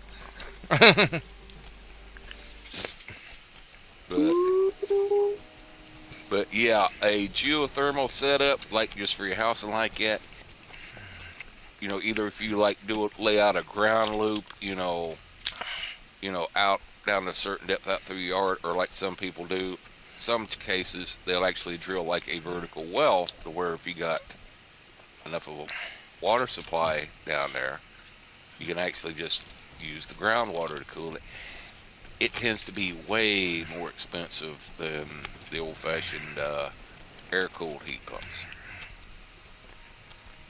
Oh yeah, the tech who serviced that one in the theater, he just shook his head. He says they literally don't make them like this anymore, and it's too bad, because when you're heating this kind of a volume of air, this is by far the most efficient type you're ever going to find. And basically all they had to do was check it, see if it was leaking more than it was allowed to, and moving on. Taking care of my system, an old R22, and even 28 years old, it hasn't required any recharge or refrigerant in like over 10 years. And basically what I found out was one tech we were using like over 10 years ago, it was coming down to service it and telling us every year, I needed to add like a half pound of refrigerant and all like that. Basically what the little asshole was doing, he was leaving the caps off the fucking service ports to where it was gradually leaking out, so every year he could come down and charge us for adding fucking Freon. Well, there's a lot of dishonest people out there.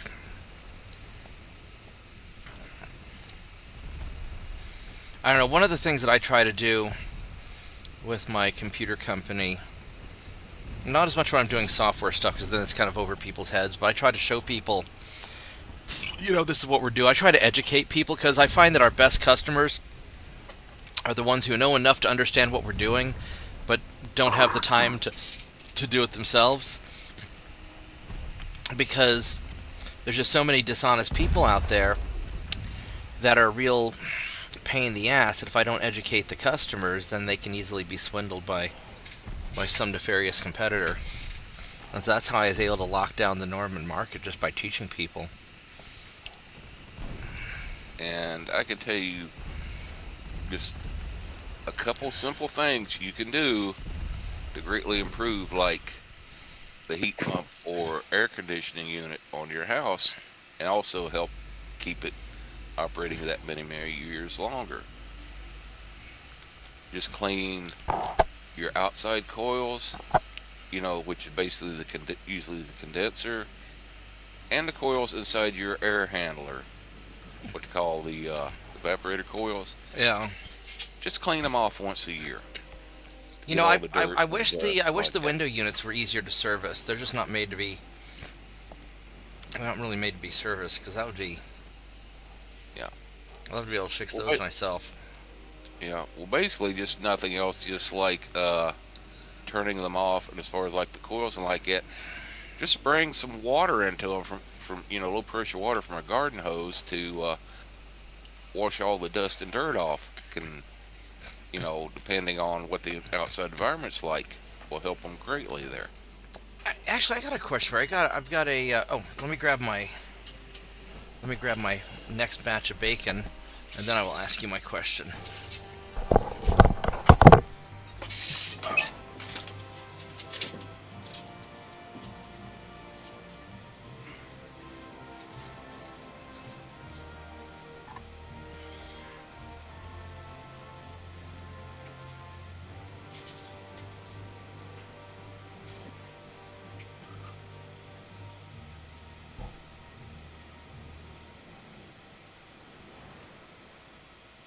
I'll tell you the thing about those old movie palaces is the acoustics are designed so much better than your modern movie theater. It's not even funny.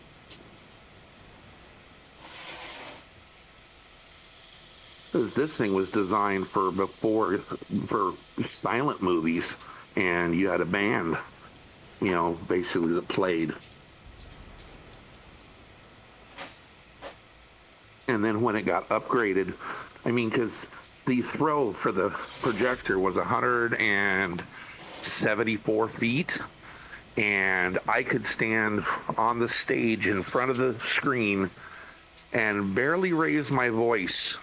Basically, you just project my voice a little bit, and they can hear me in the balcony without any problems. So I've got a question for you. So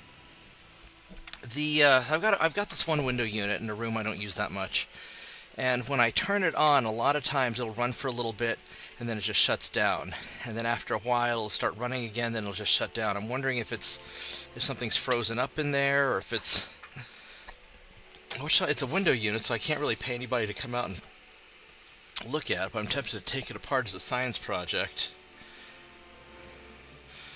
Ooh, this doesn't look good. That is an awful lot of fucking ships. Holy crap. We are going to be running away from this one. Doing a fighting withdrawal at least. It's just opening it up and trying to clean it out. Is that Not even. Yeah. Basically opening up enough where you can just see what all the coils in there, and maybe just, like you said, try washing off the coils or like that. They make the stuff in spray foam cans that you can spray on there that'll help dislodge all the dirt and kind of clean off any gunk and such that are on them. It just might be it. It's got where, there's not enough airflow or really heat exchange happening on the coils because they're covered with dirt. That's why the thing is cycling on and off. Yeah. Because it don't get enough airflow, that can end up throwing the pressures out of whack in the system to where basically that's why it's cycling on and off like that. I can take my Or air it could be compressor that. to it also. Yeah. Because one of the signs too, like I said, on like a full up heat pump, like for like a whole house, where you've got like the heat pump unit itself sitting outside, is looking at the big return line. It basically, like your evaporator coils and the air handler, like inside the house or underneath the house, is starting to get clogged up with like dirt and other crap, like dust and pet hair and all like that, and it hasn't been cleaned in quite a while. You actually see ice starting to form on that large return line going back out to the outside unit. If the return line gets clogged or gets iced up, then it'll stop working. Yeah, because basically you're not getting an airflow, and it's going to start throwing the pressures all out of whack, and that's where a lot of times the unit just stops working for a while until the temperatures in the system and the temperatures and pressures in the system get back to normal, and then the sensors allow the thing to come back on and run until it gets froze up again. So maybe just cleaning it out would be enough, because most of these things, if they're in a protected area, they shouldn't be getting a freon leak, right? Yeah, normally, like you said, now it's possible, like you said, just depending on how old the unit is, and you can get ones that got like bad welds or whatever, or when they put the thing together, they didn't install some of the stuff where I've seen, like on the larger units, to where when they put the thing together, they weren't watching what they were doing and left two different pipes rubbing together, to where with the vibration of the unit running, it eventually wore a hole in the side of one of the pipes and started letting the freon leak out. Right. So, but the fact that yours is saying it's still running, presumably it'll put out cold air when it's running, but after a while it'll just shut down, and then later on, a few minutes later, come back up. Yeah, that's kind of sounding like you said, maybe the thing, depending on how old it is, maybe it just needs a good cleaning. It's probably, what did I put in there? Maybe put in there 20, I put in right before I went to London. So it'd been like 2019, 2018. Yeah, one, just like what you said, like about 6 years or so old. Yeah, if it's never been cleaned out or like that, and it's like you said, it just might be that, the thing just needs the different coils, the evaporator and condenser coils just need a good cleaning there. Hey, here's a dumb question. Does it have filters? Yeah, I cleaned the filters out. I mean, it's got sort of shitty filters. It's a window unit, so it's not great, but... Okay. Yeah. But like the backside that sticks out the window, to where it's using like outside air to basically, reject heat or, reject heat out to the atmosphere. Yeah, where it's exposed to the elements and to where you could have dust and other stuff from the outside getting on it. Yeah.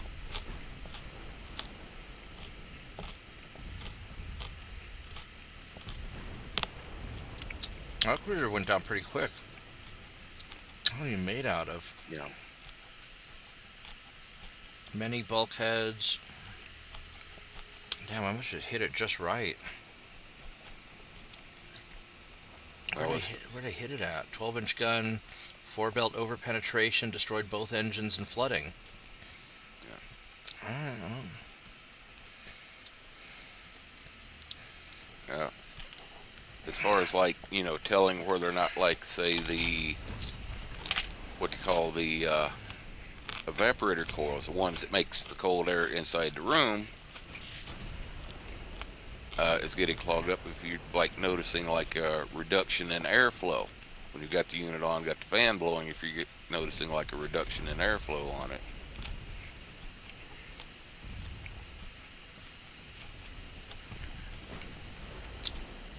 I don't know, I haven't turned it on this summer, so I don't even know if it'll turn on. Yeah. Okay. But I also find like if I turn it down to its coldest settings, then it tends to shut off more frequently. If I leave it at a higher temperature, then it seems to do better. Yeah, that's kind of seeming to indicate to me. It's like you said, they're yeah, it just might be, and you get need a good cleaning inside it.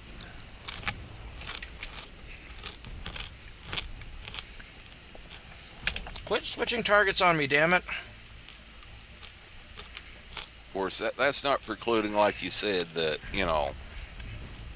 something went wrong with the hardware itself in it, but just from the sound of it like that, saying the colder you set it, the shorter time it runs before it tries to kick off. Yeah. Yeah, that might kind of indicate that, yeah, maybe it's just the coils need to be cleaned out because there's not enough airflow in there for what you're calling for it to do, and that's what's, causing it to freeze up.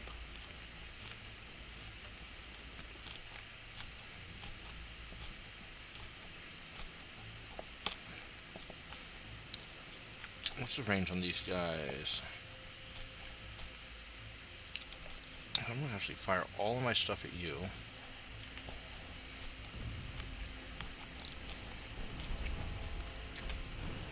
See if I can get some splat damage.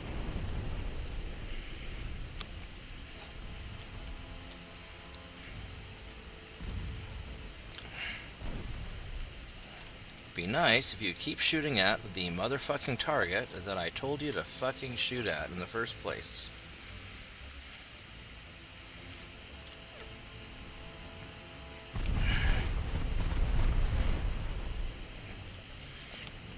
One of the best things you can do in this game, tactically, is if ships are clustered up together, to change targets and start going after the... Would you please let me select you as a target? There we go. Just shoot at the clustered up ships. Shoot at the one in the middle. Yeah, just even if it's just for a brief moment, because you'll get a bunch of accidental secondary hits. Because the shell's got to go somewhere. Yeah, and it doesn't have to have that ship's name on it. It can just be addressed to whom it may concern. Yeah. That's usually how most, unless it's precision guidance, that's usually how most projectiles are addressed. To whom it may concern, yeah. Unless you're a groundhog, in which case I have its name specifically on that projectile. Alright, so you are going to specifically target him, and you're going to specifically target him. There we go. So the great groundhog war continues, huh? Yeah. Yeah, basically, one of the little bastards has gotten to where he's taunting us now. Because my mother usually gets up a good bit earlier than I do. And she get up like about 7 o'clock or so and go into the kitchen and look out the sliding glass door going out to the porch. And there's a little bastard sitting on the end of the porch, just kind of sitting there, and sees her and looks through the window at her and said, "Hey, how you doing?" But then about the time to where I usually get up, he hightails it somewhere out of sight. Because you're the one with the gun. I am the one with the gun. He knows I'm going to be trouble. This is my boomstick. There we go. There are many like... Yeah. There we go. Let's go send over to that postal code. Those are some to whom it may concern shots. You mentioned something about your whole the whole house, like air conditioning setup or whatever was too old to be serviced, or... Yeah, it's from like the 1960s or something. It's old as shit. Oh, so basically they really can't get the hardware. They can't get the hardware for it. They can't get the Freon for it. And it was just easier to sell you a new one. Right, but I don't want to spend money on a new one when I don't really have to air condition the house that much, because I have really good insulation and I strategically planted trees a long time ago, and so I just have a window unit for whichever room I'm in. Or, you know, because I've got I want to say a big house. It's not. It is larger than it looks. But I'm only in one room at a time, so I don't need. You know, I don't need to be cooling the whole place. Be worthwhile to shell out the money for one of those freestanding ones that you can literally roll around the house with you. Yeah, but I already have the one. You know, I already have the window unit, so I don't want to buy a new one until, you know, maybe when my window units go bad or something. Yeah. I haven't had the opportunity to look into how those things work, but There we go. I've seen mention too people that had an older central AC system that they didn't want to spend the money on replacing or like that. So they started seeing these units, what they call these mini split. Yeah. Unit. I'll probably do a mini split next, because that's probably something I could install myself. We're going to be doing we're actually be using a mini split in a oh, well, you got kind of jacked up, didn't you? Let's go fire on you. There we go. There's another nice big hit. Tell you what, these Mark 1 12-inch guns might be Mark 1, and they might suck, but when they hit, they still hurt. Yeah, we're gonna be doing a mini split on a recording studio that we're helping a friend build out. And it's kind of his little side project. I'm just helping one of my buddies out, and so because he needed something quieter than his existing window unit, so I may fall in love with those things. I don't know. I'm gonna have to do a little research on them myself to learn more about them, because, like you said, that's the last time I really got into checking what was going on with like the AC and art industry in a whole was several years back, before these mini split units really became a thing. Yeah.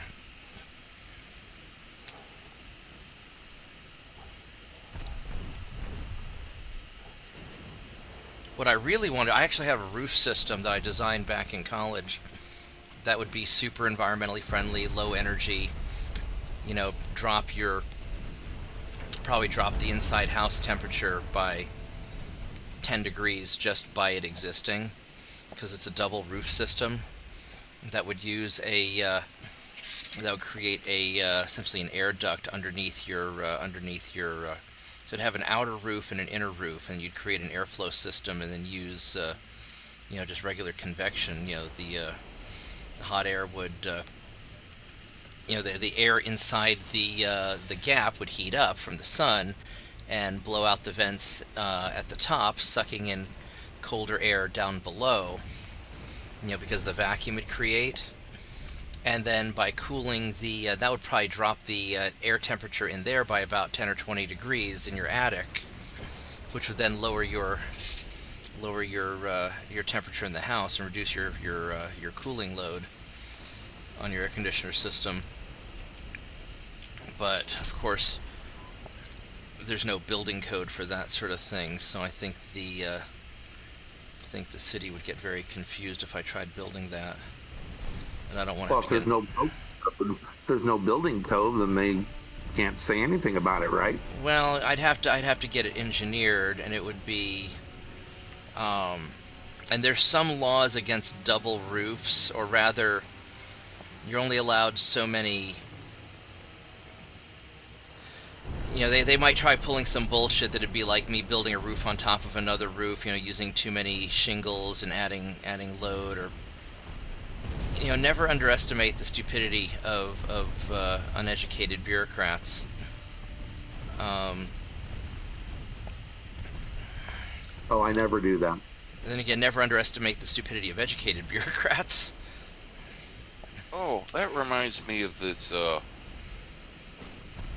one little system that I came across looking over the past couple weeks as far as like, doing some maintenance on this thing.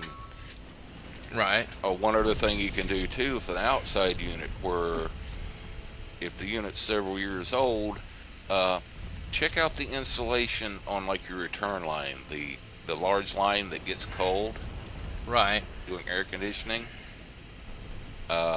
Basically, if the that rubber insulation started like decaying and falling off due to age, like UV exposure, just making sure the insulation on that return line is good can help the unit out a good Is bit this as is this far on as is this on the, is this efficiency. on the inside of a? So, I know in a house unit it'd be on the outside, but I don't have one Yeah, of those in my window unit. I don't think. no, small window unit. Yeah, that's not gonna be a concern there. But that reminds me, I'll stick this in Discord in general because I found this the other day, and once I get through with some of the other, like you had said, normal maintenance, like cleaning out the coils and the air handler and such, I'm thinking of maybe giving this a try here. Yeah. One of these days I want to go build out my roof design, but I don't have. It'd cost me, if I did it myself, 10 grand to build it on my house, and since I already have just shit piles of insulation in there, because I don't have most of my attic area you can't really walk around in, and so I just have like probably a foot and a half, 2 feet of blown cellulose insulation, and I was actually looking at getting into the attic insulation business at one point. Uh, That blown insulation is some good stuff. it is. I was looking at doing that at one point. I had one of my friends. I got an insulation blower pretty cheap off one of my friends, but it.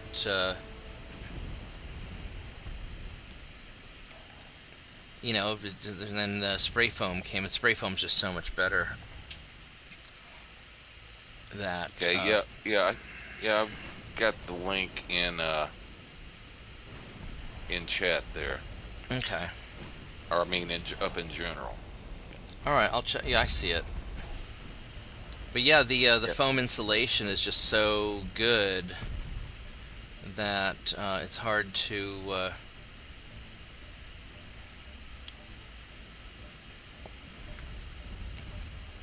Why get the cellulose insulation when you can get the much better foam insulation for a lot more money? But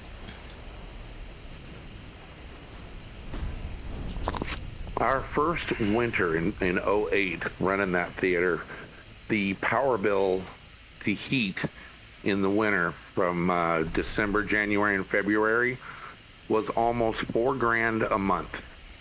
Actually, I think January was more than 4 grand, and it never got the theater above wear a jacket level. Now, the people that came to watch movies, they were used to it. This was our first year running the place.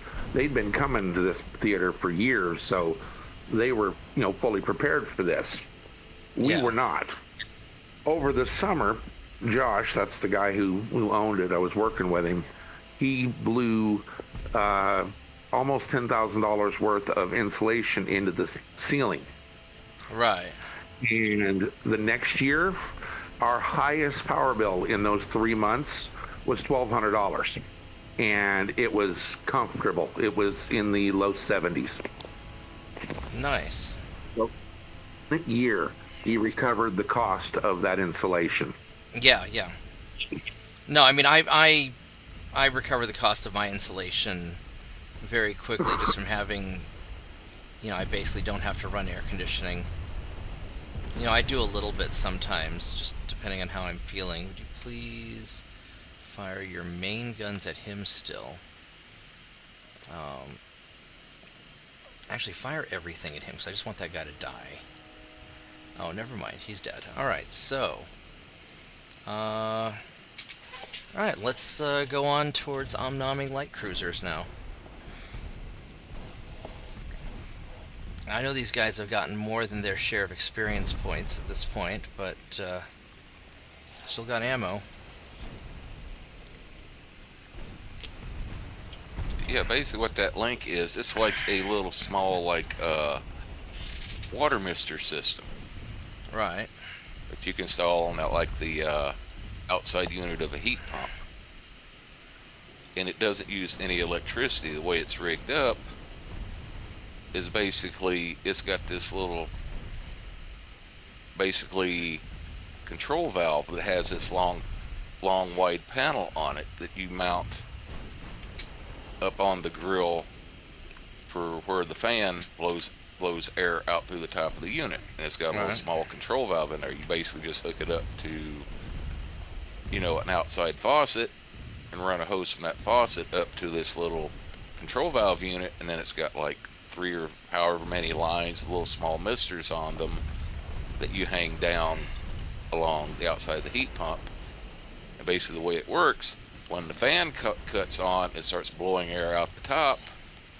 The discharge from the fan lifts up the lever, and that opens up the control valve. Okay. To where it starts spraying the water mist out to where it's evaporates in the incoming air coming into the sides of the unit, and, helps cool the air down, and which then makes your unit more efficient. And then when the unit shuts off and the fan shuts off, then the little lever on the control valve unit flops back down and shuts the water off. So it doesn't use any electricity. That's very cool. How does it mist water with no electricity pumping? Well, it's using the pressure from the hose. City water pressure. Yeah, from the little, it's just got little small brass orifices in the ends of the hoses that hang down along the side. Just spray out mist, and they're not spraying it into the coils, it's spraying it away from the coils to where the fine water mist will evaporate in the incoming air and cool the incoming air down. And you're not spraying a bunch of water onto the coils themselves to where you might have to worry about, scale or calcium buildup on the coils themselves. Yeah, that's pretty cool.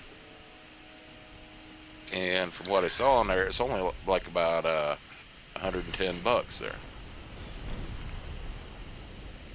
It's even comes with like a little filter cartridge for helping to, reduce the amount of scale like that depending on what your water supply is like. Saw people complaining about it, said, "Oh, you got to spend, 20 some bucks on a replacement filter cartridge, and they only last for 3 months, so that means, $20 times 4 for 12 months a year. That means you're going to be spending close to $100. Like, no, dumbass. You're only using the thing during the summer. So you maybe have to replace it once a frickin' year. Well, what were you saying about people that were dumb enough to stand in the fire? Yeah, it seems to be a... Well, you know what they say? Half the people on this planet are below average IQ, and average IQ isn't actually all that smart. Yeah. Yeah. Even George Carlin made a comment about that one time. He said, yeah, you look at the bell... That pretty much was his comment. Yeah. Said basically, you look at the bell curve for the intelligence of the human race, and said, you go start talking to this guy that's right in the middle of the bell curve, and you start thinking, dear God, this person's stupid as hell. And then you realize half of the human race is even dumber than this guy is. Well, historically, not to rag on average people, because I don't want to be that guy. And hopefully most of my viewers are above average, but the vast majority of human progress and benefit throughout civilization has happened as a result of a very small number of people working their butts off. And oops, didn't mean to click that. Alright, Chinese lost a bunch of ships, transports, and I did not. Argentina, would you like to have some of these? Sure, I will sell you some. I will sell you some also, Canada. But you don't get any of my good ships, though. I worked with a very nice young lady back in the early 2000s at a theater in Crescent City, California, who one afternoon, a bag of popcorn was $5. And one afternoon, a customer offered her a $10 bill for a bag of popcorn.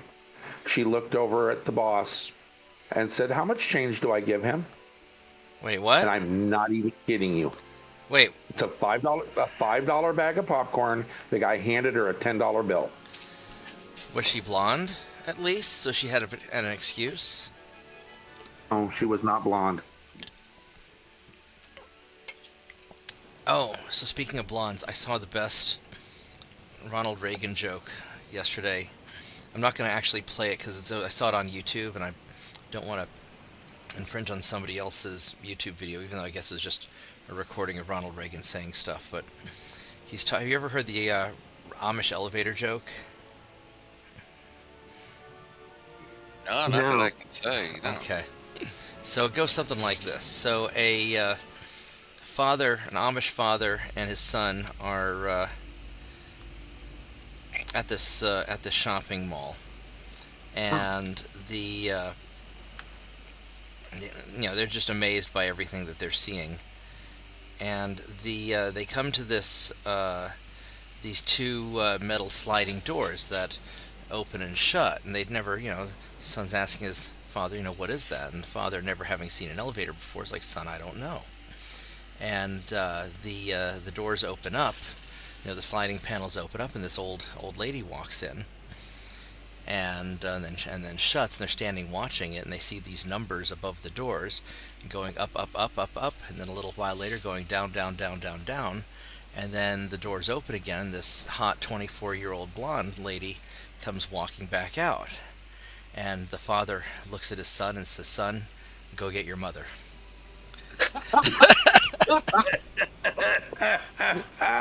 Yes. Yeah. Props to Dad. Anyway,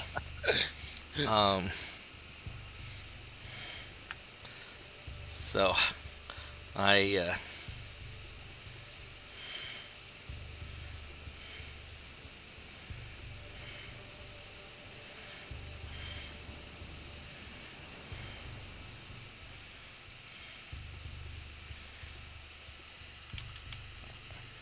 all right, That same young woman got promoted to assistant manager a few months later, and she was changing the bag-in-the-box sodas.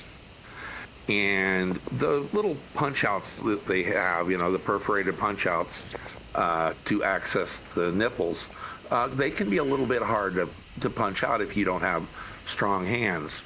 And she was having trouble with it, and decided to use a screwdriver to bash on the box to bust the little cover off. Oh no. You already see what's going to happen here, don't you? Yeah. 3 bags she punctured with the screwdriver, and was about to do a 4th when one of our staffers came in and caught her, took the screwdriver away from her, turned it around, and hit it with the butt of the screwdriver, hit it with the handle, and popped the thing open. 15 gallons of soda she lost because she couldn't think to turn the screwdriver around. I'm sure there's a joke somewhere about women in the workplace, but I don't know if I should say anything Yep. like that. I have known plenty of guys that were that dumb, so it wouldn't even hold. I've known plenty of dudes that would do the same thing. Yeah. As one realtor told me one day while we were standing in the post office line, that common sense is not common, and if somebody wrote down on a job application that I have common sense, and that was the only skill that they put down, she would hire them. Fuck. Oh, this guy just got smacked. Damn. Alright, you're leaving. Alright, I think you guys are gonna turn around and go back that way.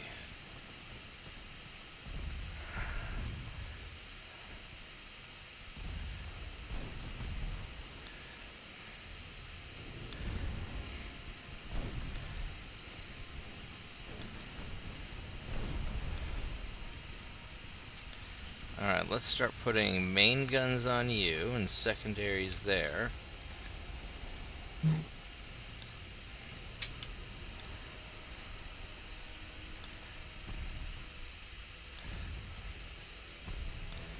Yeah, that universal EPA certification I got for working on refrigerant systems through the Navy, Uh-huh. that actually basically got me hired on the spot back in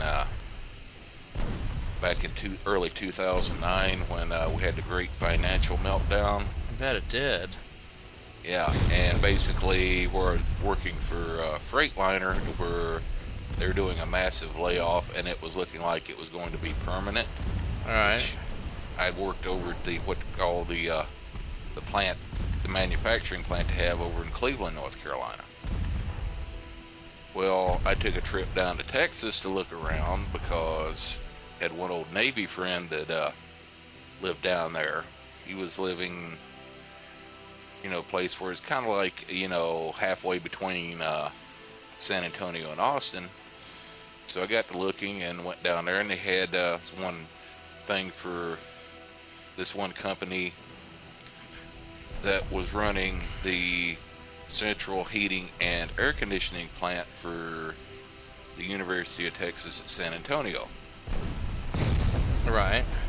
And I drove down there, stopped a couple other places to do interviews and like that. There was one nuke plant up around the Dallas area, which, though I'd been out of it so long, and the fact I wasn't married, and if I got pissed off at them, could, at the drop of a hat, saying I'm leaving and not have to worry about the family, yeah, they didn't bother wanting to talk to me. But go down to San Antonio and go in there to do the interview, and the one guy from the company who was managing that plant, it just so happened he was also former Navy. He didn't retire, but he'd been in for a few years.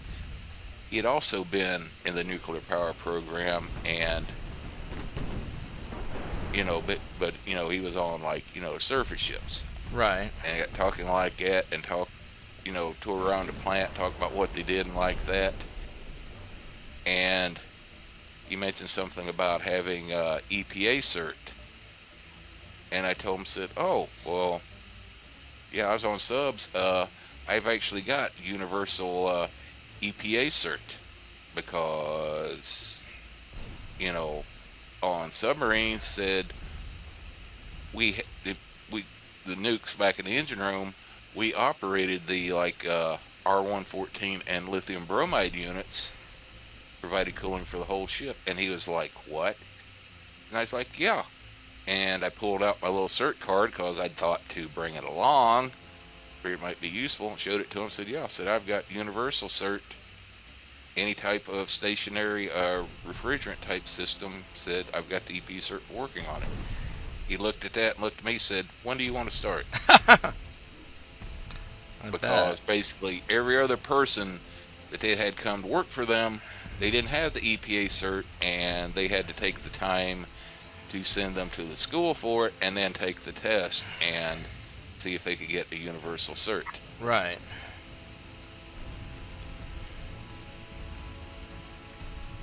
Well, it also helped too that as they were went out to eat lunch and sitting there talking, he was talking about his Ford F-150 had like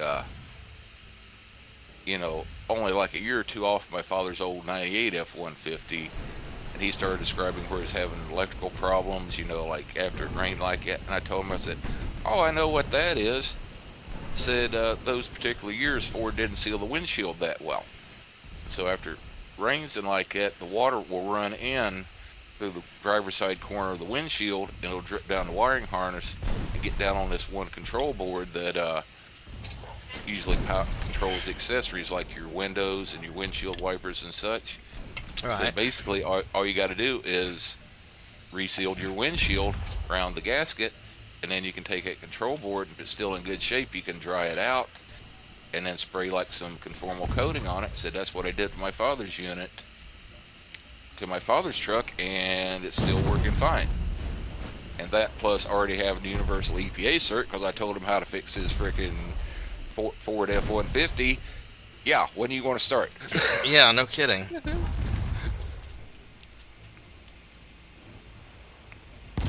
Ouch. Alright, ouch.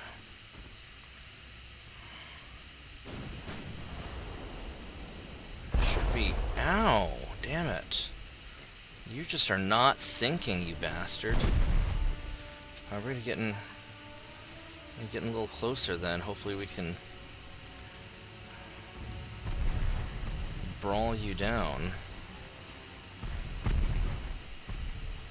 Of course, Saint 2.9 is still doing most of the work.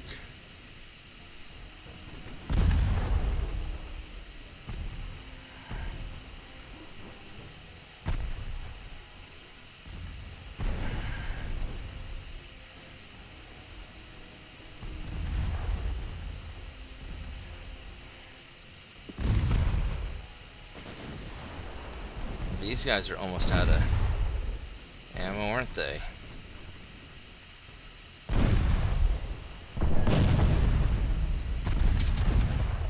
Alright, so let's see. So you guys are empty. I mean, I could keep you around for the torpedoes, I suppose. I don't think I want to get them that close, and we're going to beat them down with gunfire. So you two... Oh, you're all almost out of ammo. We're just gonna...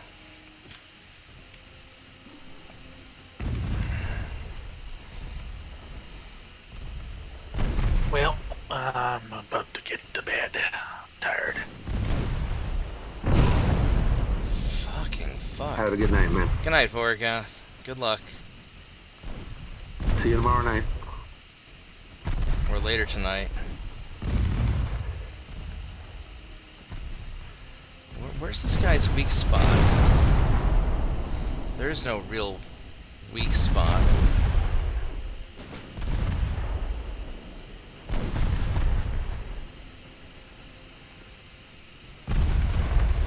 Why am I taking... I'm taking an awful lot of damage from this guy.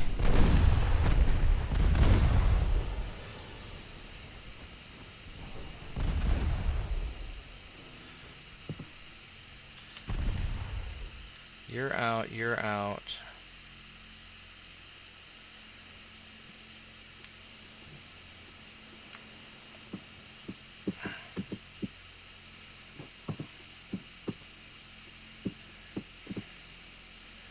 I'm shocked that this guy's taking so much damage after just wrecking every fucking hell. God damn. This battleship's not even very good. It's a piece of shit battleship. It's like a fucking ironclad, and you're getting your... Holy fucking shit. It's a fucking goddamn ironclad, and you're getting your ass handed to you is what's happening.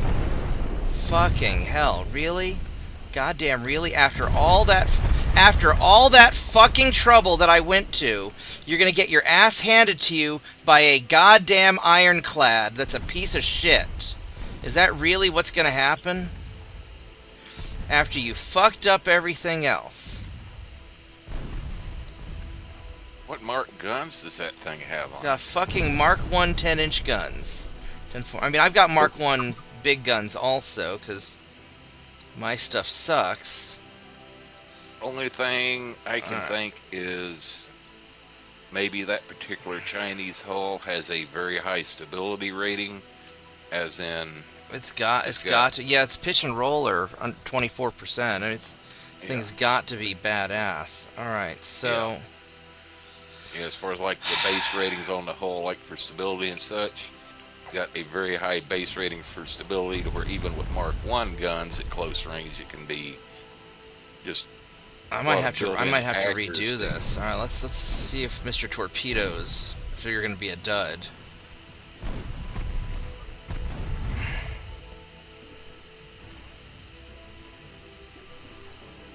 Would you please fire the goddamn what the fuck? That was a perfect fucking torpedo run! That was a perfect fucking torpedo run, and you didn't fire the goddamn torpedo? The fuck is wrong with you? It was perfectly the fuck lined up! He needed to have the torpedo set to aggressive. How fucking dare you? How fucking dare you fire the goddamn torpedo? What the hell? The fuck is wrong with you? Change your torpedo to aggressive. I did. What the fuck? Still on normal from what I'm looking at. I'm gonna make a second guy. God damn it. And this guy's all fucked up. Yep. Now shift right click on him, because that'll pre-aim the torpedo tubes. Shift right click on. Go ahead and do it now. Well, he's getting all fucking. You know. Yeah. Here's what we're gonna do. We're gonna say fuck this. I'm gonna God damn. I mean that. I was kicking the shit out of them, and then all of a sudden my battleship just no. Fuck you. We're not gonna fucking do that. I mean, maybe this is why I don't have any viewers, because like, oh fuck this battle, I'm gonna redo it. But. You know, I'm not, you know, I've already done like a whole bunch of crazy impossible challenges. I'm just not in the mood to push myself that hard, especially not in my casual game. But what the fuck was that? That was a lot of bullshit. It's a fucking ironclad. Yeah, the only way you can check, I guess, the base stats on that hull would be to. No, I know the hull. It's the same hull that I use for my Chinese assault ships. Yeah. It's a stable hull, but it's still a fucking. But the thing is, when I built out the assault ships, I did it in a. You know, I did it in a smart way. Instead of just having the two off-centered guns that make the hull wobbly, which is a bunch of crap. You know, this is the one that I used to build those like 3 or 4 9-inch guns along the center line. So, like, if you build it outright, it can be an awesome hull. It'll never go fast. But, you know, it's not going to be awesome like this.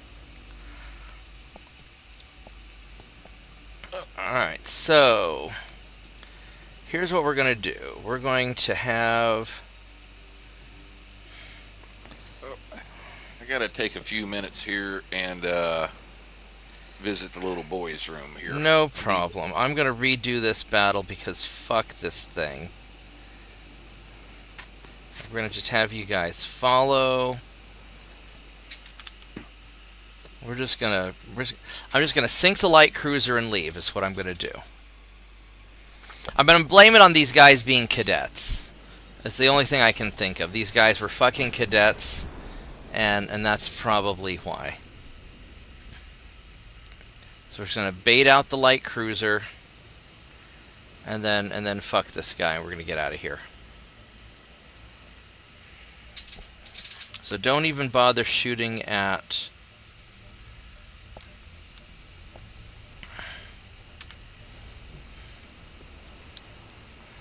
All right, Mr. Light Cruiser, what are you doing? Oh, I gotta take this. Hold on a minute. Let's see what this is.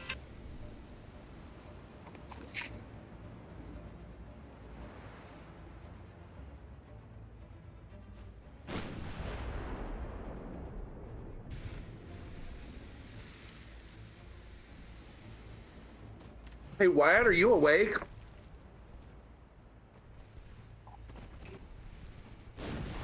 If you got a second, come here.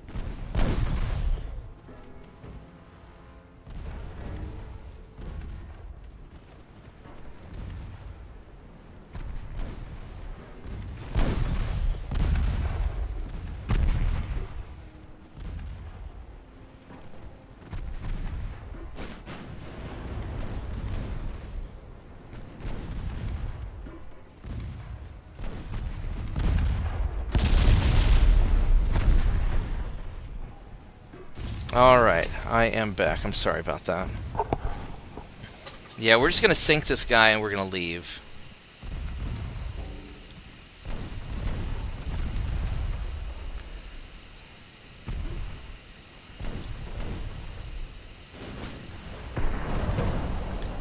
Oh, hello there. I do not want you firing on those. We'll go pop some smoke real quick. Actually, what we're going to do is we're going to have you go like that. Have you go like that.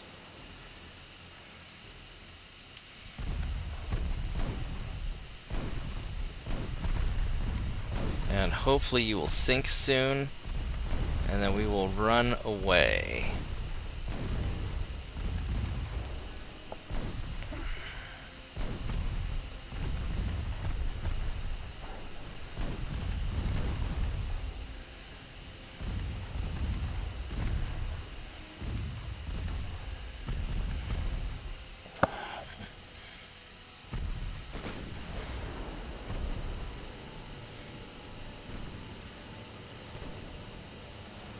Alright, so now, torpedo boats, you guys are going to leave. In fact, I'm actually going to detach you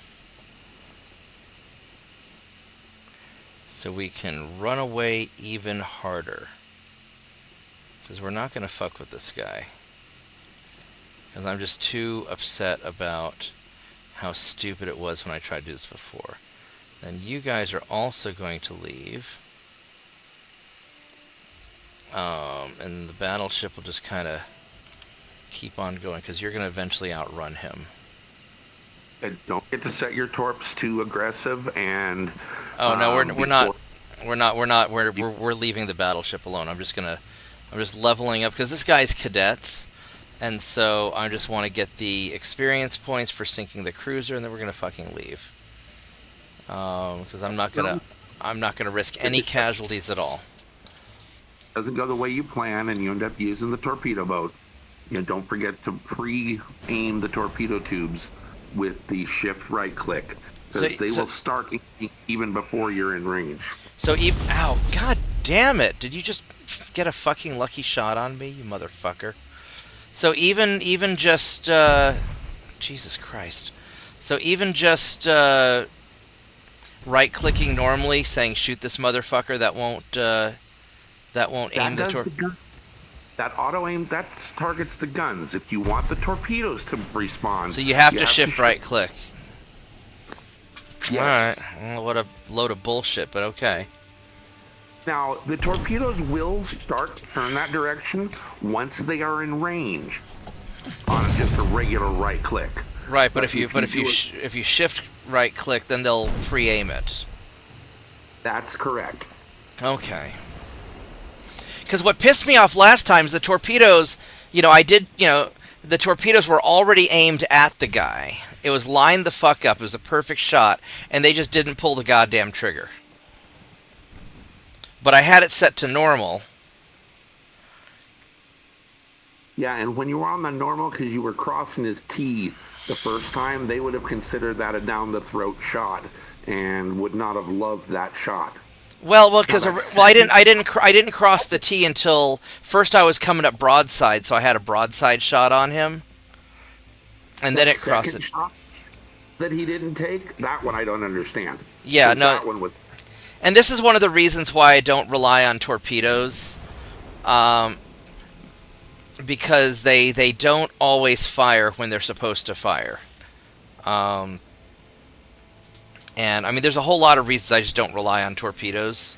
Now, later on, when you have really long ranges, then they'll tend to fire, although I have to be really careful because they like to hit their own ships. I mean, whoever's in charge of operating the torpedoes are definitely mentally disabled. There's something truly wrong with them. Well, they're all on the officer kind of track for destroyer captains. Yeah, that's got to be what it is. Here you are with you have a 1.5% chance to hit me.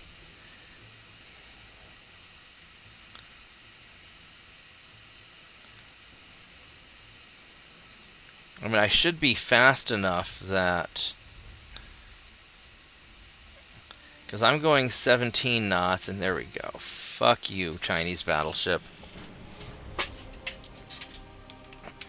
Hey, Turpits. Yeah, we're doing Mech Warrior tonight. At least that's the plan.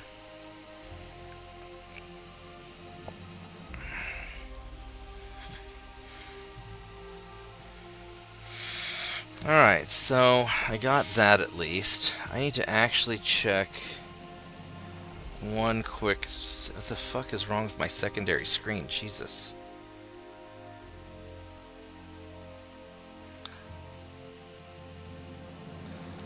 I'll probably do this fight also.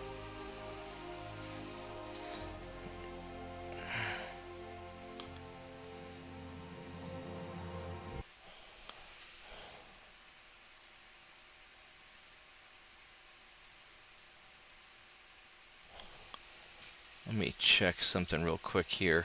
I had a customer call just a minute ago, and I need to see when is this.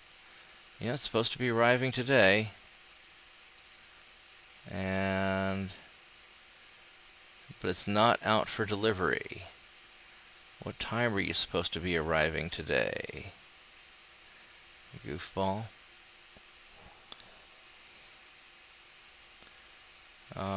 It does not say. Alright, well, I guess we'll know a little bit later in the day. Yeah, my secondary monitor here, what the fuck is going on with this thing? I've got this little small, like 14-inch monitor that I use for Discord that's off to the side of my God damn it, would you fucking stop being all glitchy? And it's doing the whole like blinky shit.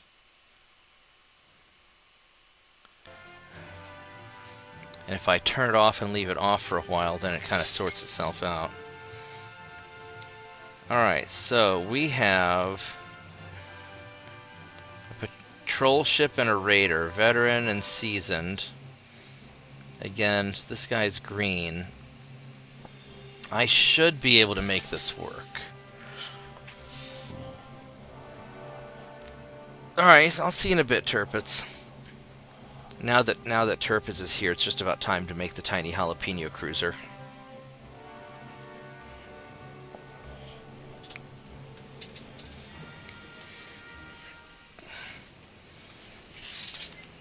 Well, this is kind of quasi-shit weather. I guess it's not that bad.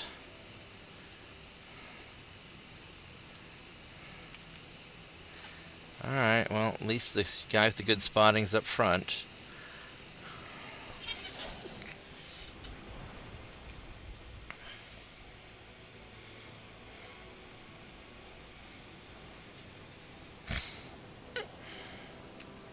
I want to make some, like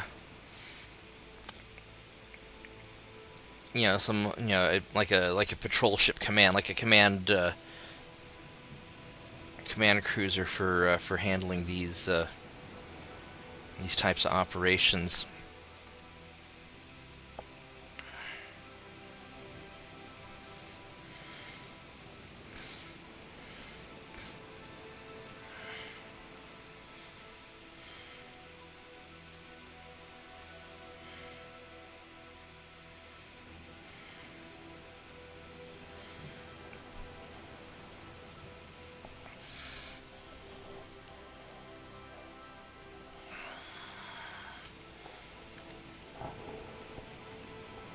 But I really want to get to the Mark II 5-inch guns first, because that's so I can just have the barbettes. They don't, so not as, because not having the barbettes really seems to hurt.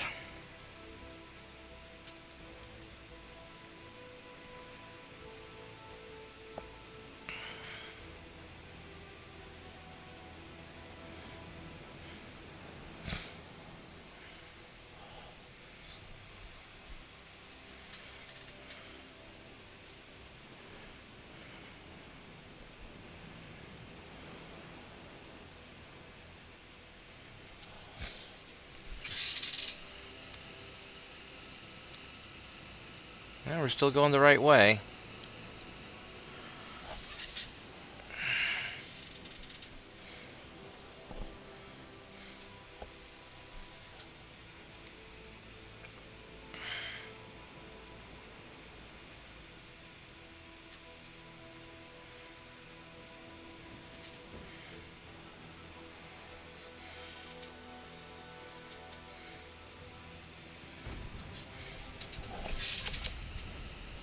Alright, there you go.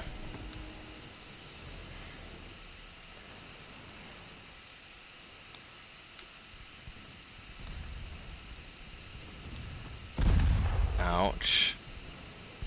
Amazing how you hit me on your first fucking shot.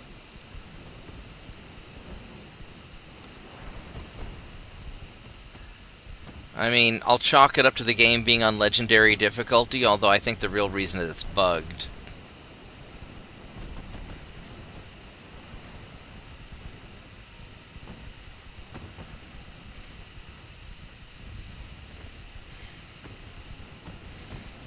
You know, your first shot's not aimed, you've got less than a 1% chance to hit me. But it's amazing how often I get hit by their first shot.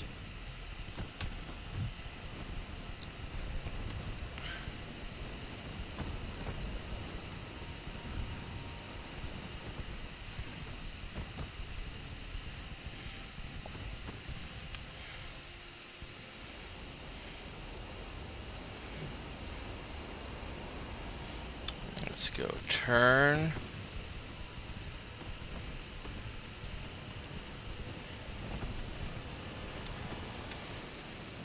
Let's go secondaries on you, but keep the main guns on the transport.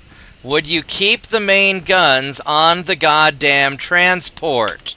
Like I fucking told you to do. None of this stuff is hard.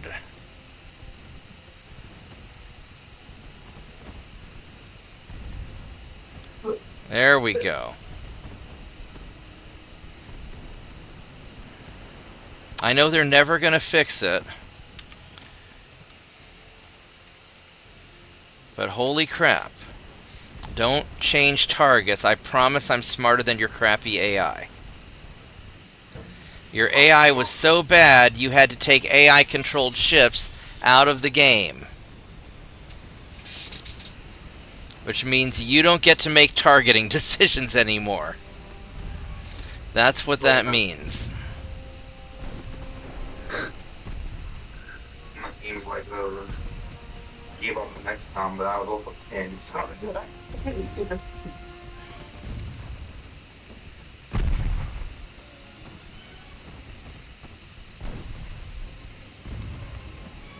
We're just gonna put all our guns on this torpedo boat. Screw it, let's just take you out.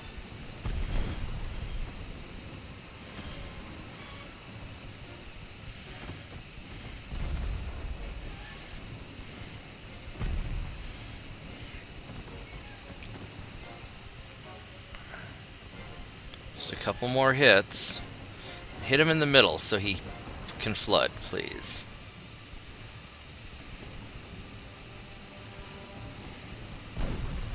There we go. There we go.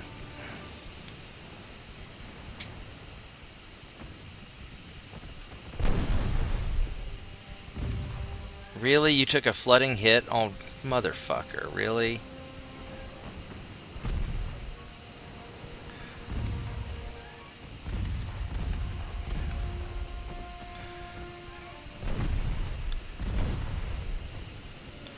How long does it take to sink a damn torpedo boat?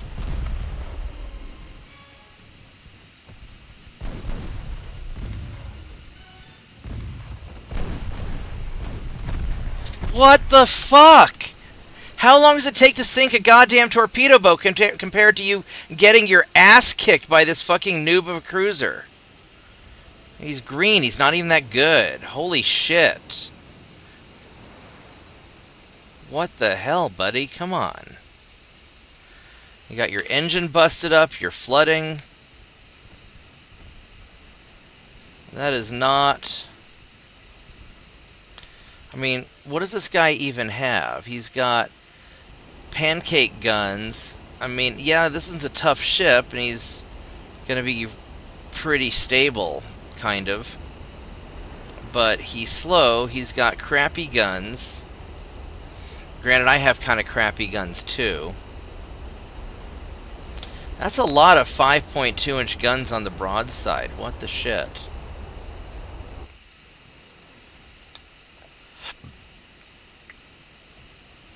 I mean, maybe we just get the fuck out of here. Yeah, we're taking too much damage. Fuck this, we're leaving. Alright. How bad? Did I lose experience on that? No, I gained experience. He did too. I'm still kind of load of crap.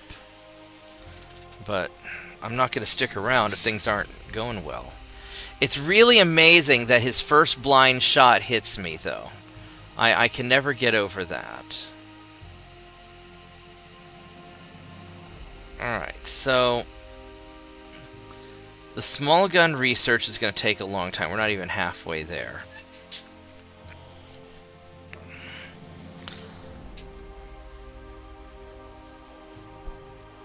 If I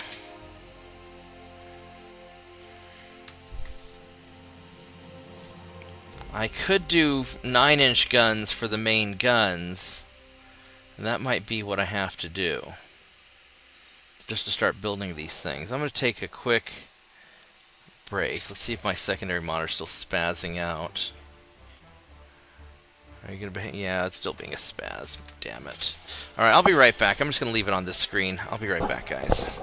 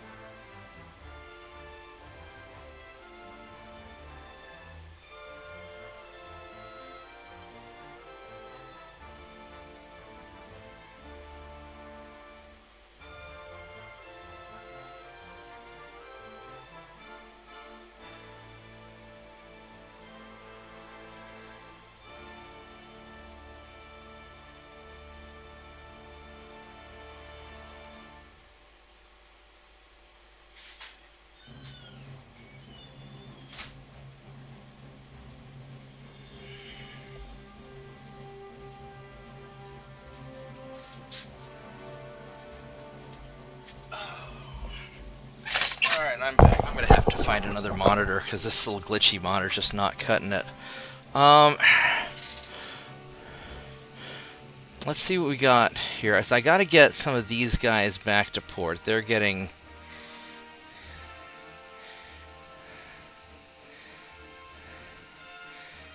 Well, it's got that one cruiser there. I mean, we can keep them out there, I suppose.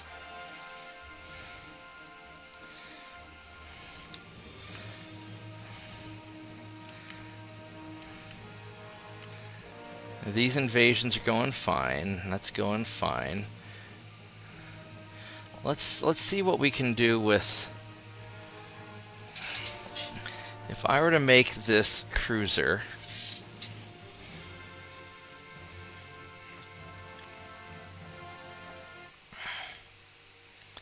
We're going to make a Armored Cruiser 1. And this thing is 20.5 knots. No, not you. Armored Cruiser 1. Don't click on the wrong thing. There we go. That was dumb of me. Alright, so we're going to go make that small. I have 7,000 tons. So, minus 13.5, minus 14, minus 14.2, whoops, minus 14.15, minus 14.17, minus 14.16. I guess that's about as close as we're going to get it. Alright, so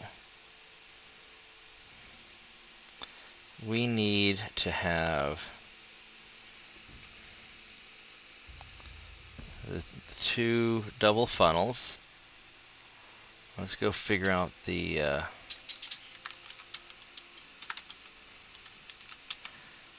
I even spell tiny jalapeno right?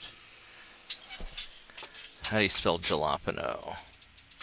Let's go Google this. I don't know how to make the N-yay, I just know how to make a regular N. How do I put the little squiggly shit over the... That's fine. It's tiny jalapeno's fine. Because we're American, we're not... Alright, so... Oh, motherfucker.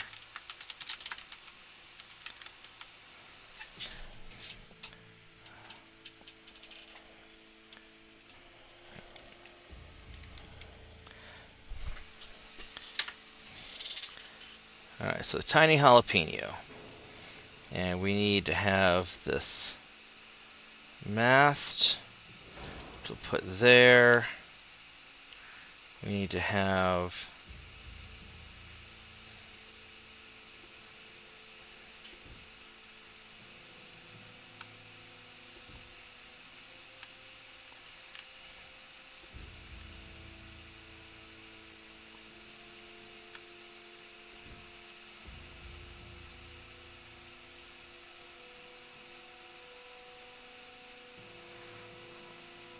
I wonder something. If we were to do a...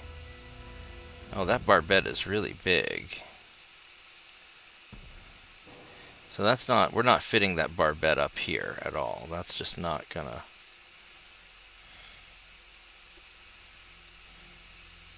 Small cage mast is still gonna be too big. That's gonna be...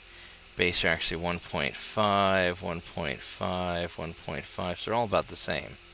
So what's the difference? Long range accuracy, 7.5. So that has better damage control, and that has better long range accuracy. So we're going to go with the long range accuracy. And then let's go with the cheesy barbette here.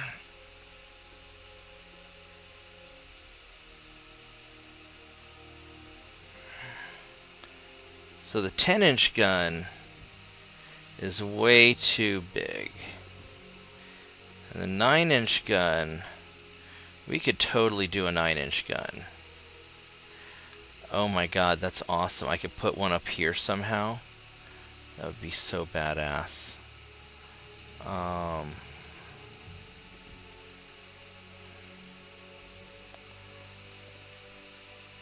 It won't let me though.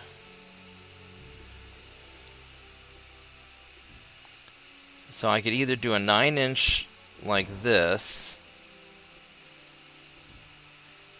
I can't fit the secondary on top. Or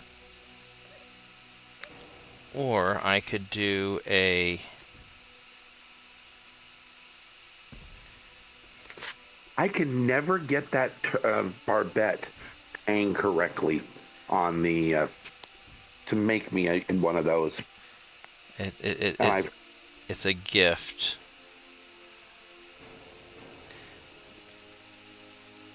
Yeah, so we're gonna go. And I love it. You can go 9-inch. Would you please?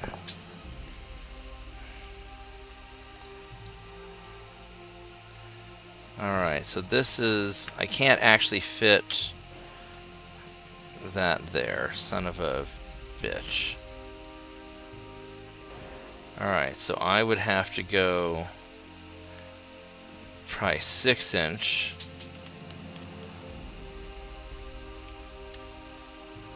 And I'm not going to be able to fit a... because I can't put a 9-inch on top of there. Yeah, I'm really mad they took away this this wide barbette for small guns, because that was great, because you could put all kinds of proper things on there.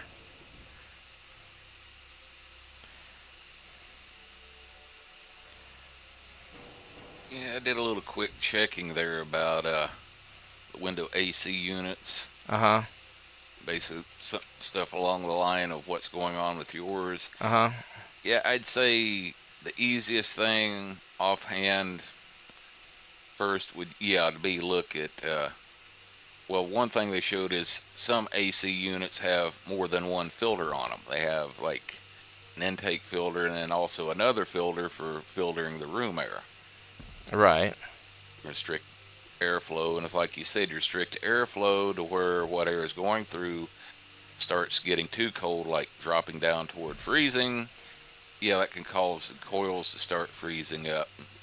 It maybe cause short cycling, but yeah, the basic thing I'd say was, would be to basically, what one guy showed, if you really do a good deep cleaning on one, to basically you need to pull it out of the window and basically take the case off of it where you can get to all the insides and do like a proper cleaning on the coils and anything else that's accumulated inside.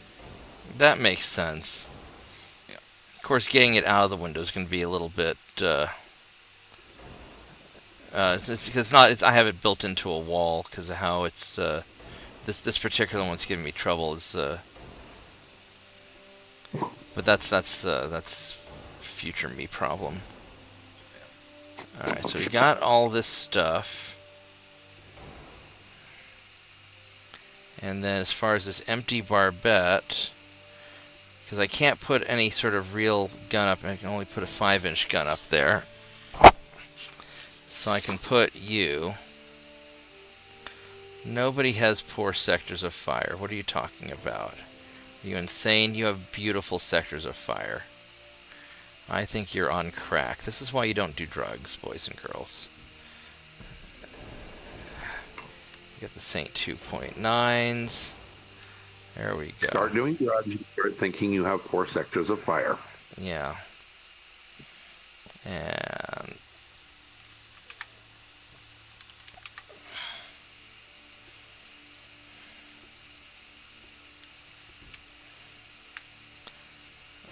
What is and your... then Bob, yeah. What is your problem? You're not trying to mount low. You want to mount high. All right. What is your malfunction here?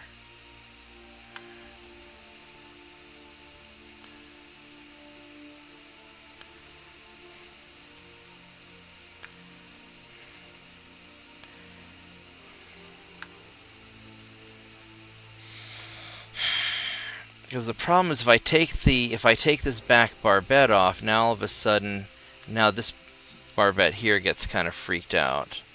And I can't put...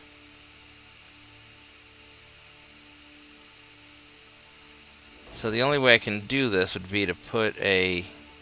And I really don't actually want a 6-inch gun.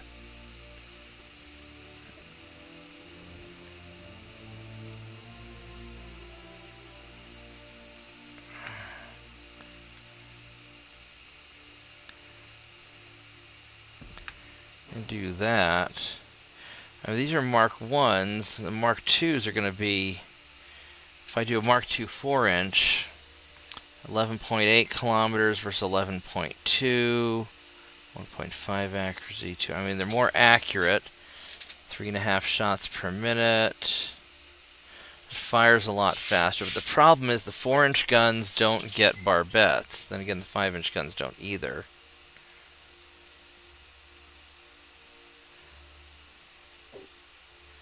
I have to go at least 5.5 inch.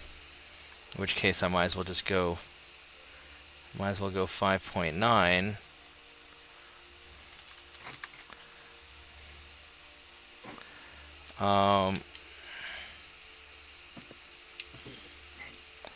But I can't put any... The long range accuracy is kind of nice, but I can't put anything up here. Unless I can scooch this back. Why are you trying to mount...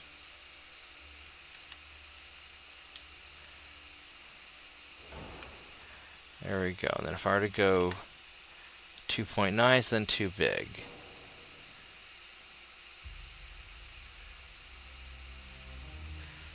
But can I mount you over here without this building getting in the way? Fuck. Fuck, would you...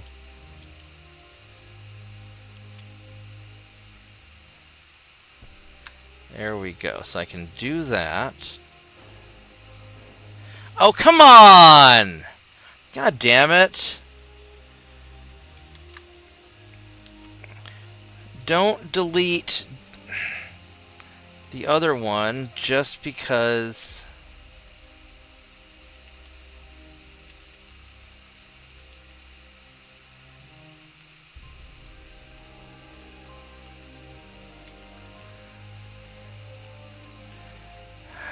Come on.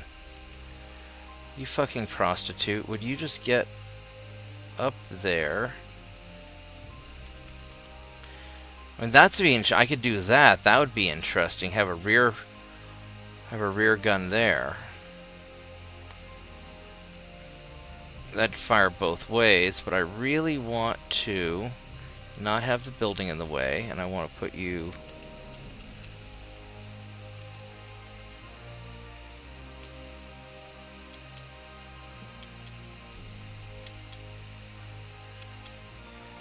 How did I get you to fit before? I promised you were fitting earlier. Son of a bitch, really?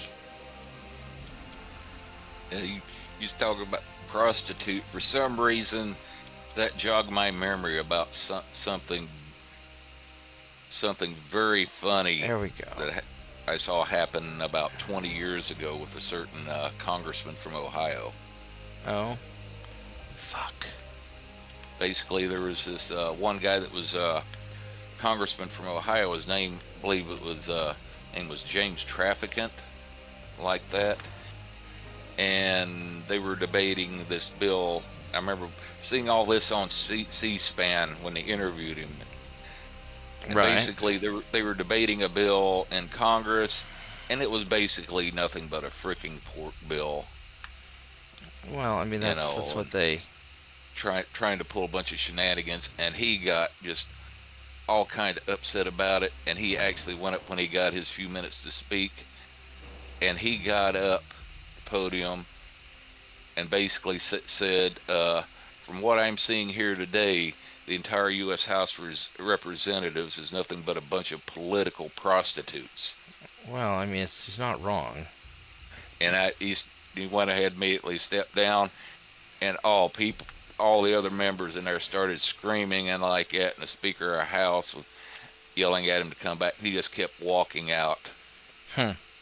They were demanding he come back and apologize and blah blah blah, and he kept on walking out the halls. And the reporters caught up to him to interview him, and they said, Congressman Trafficant, yeah, the Speaker of the House and other members of Congress are demanding that you come back come back to the floor and issue apology. Are you willing to do that? And he stood there for like maybe 10, 15 seconds, thinking a minute before he answered, then got kind of a smile on his face. And he said, well, yes, I would like to issue an apology. I would like to apologize to all the ladies of the evening in this country for daring to compare them to To the United politicians. States Congress. Uh, And that was live on C-SPAN, and I nearly fell on the floor laughing. that's great. All right, so this is totally not going to fit. So I could do something like this. I was hoping to stack more.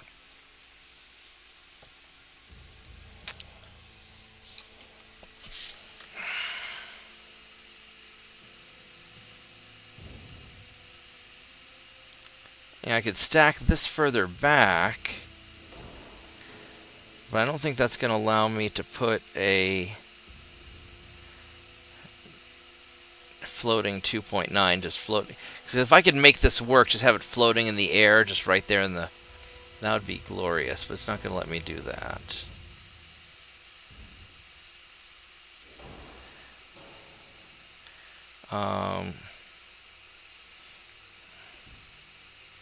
What would be also awesome would be if I could find a way to get this to float back there, but I don't think it's gonna... I don't think there's any way to do that.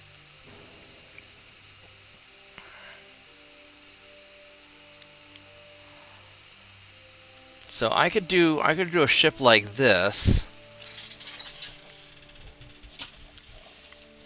and eventually I would have two 8.9s, I think.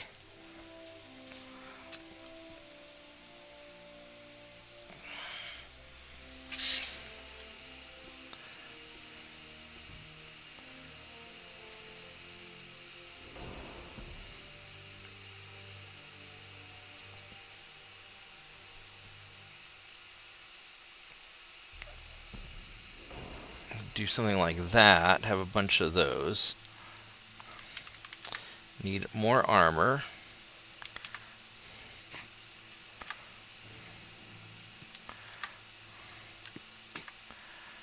And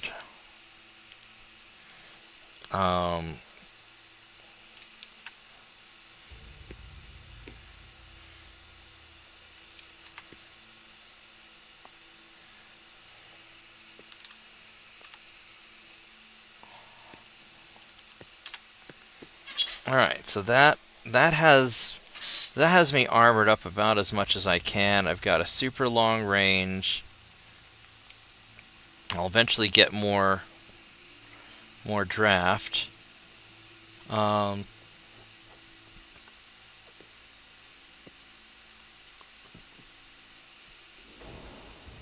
don't know if I need torpedo protection yet, but I've got the room for it, so maybe I can squeeze that on. I've got my maximum range. I'm limited on my speed for how much funnel capacity I have.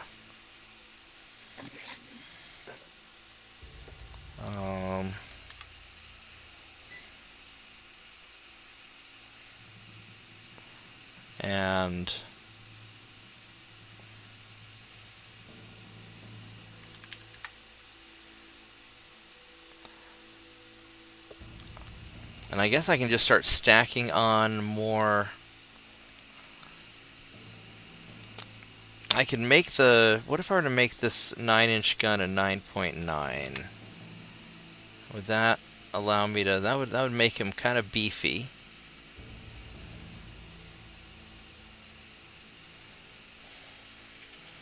So that gets my forward weight going. Oh, turret armor. I can have some turret armor.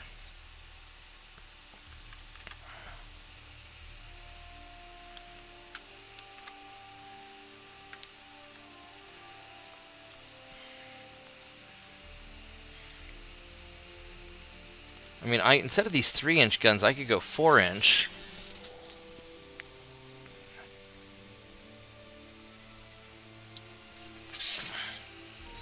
What's the difference in... It's 2.6. So the 4-inch has a... I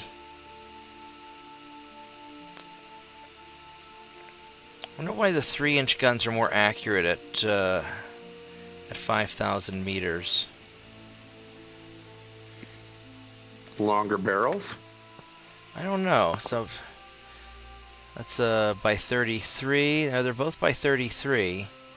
So a 3.9 and 4-inch are basically the same gun. You know, it's 124 damage for high explosive, 117. It's about the same damage. This is a 2.8 accuracy at 5,000 meters. This is a 2%, so it's not a big difference. 5.8 shots per minute versus 6. So it's... The 3.9 is just better. Alright, so that's what we're going to do. My forward weight is a little heavier than I would like. The 6-inch gun, I'm just going to... Well, I mean,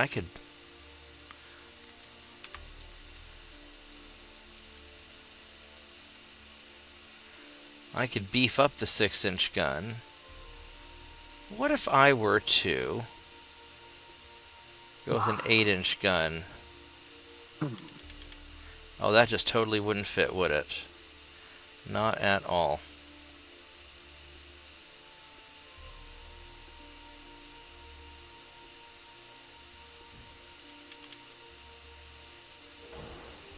Alright, so 6 inches what I'm stuck with.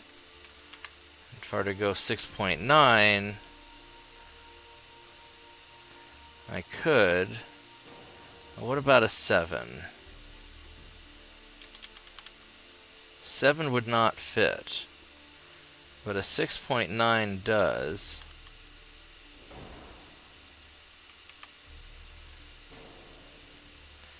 Yeah, 6.9 does it all. Alright, fuck it. Yeah. Once again, with the holy order of the .9s. I don't know why it is, but whatever. Then the forward weight is... So I could take you...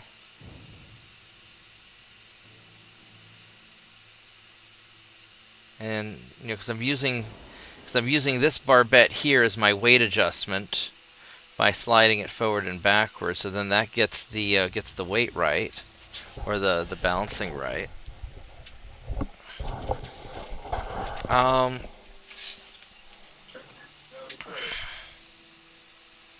I don't like having the two different guns, but I know it's not gonna work anytime soon. I guess we'll start beefing up some superstructure armor.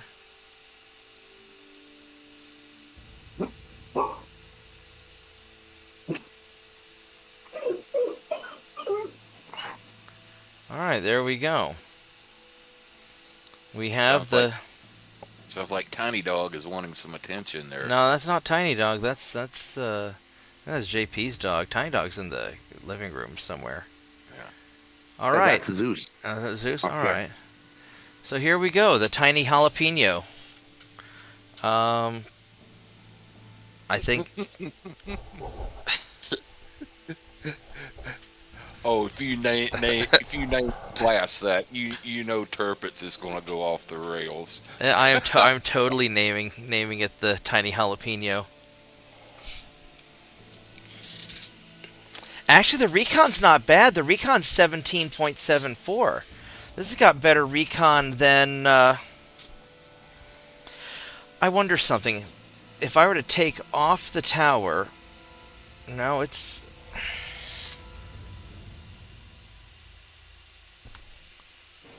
All right, it's.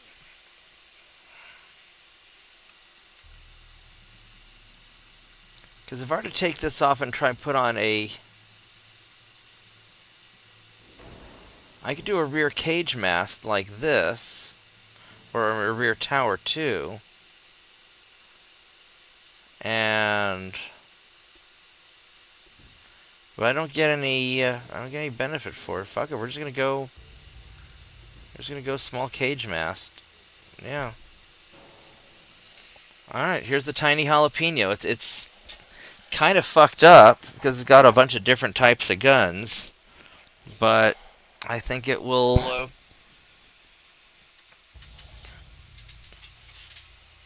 I think it's about as good as we're going to get. And the armor's pretty good on it.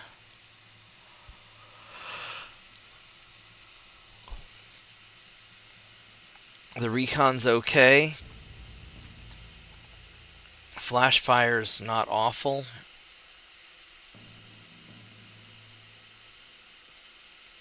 But 12 months to build? It's not great. Alright, tiny jalapeno it is.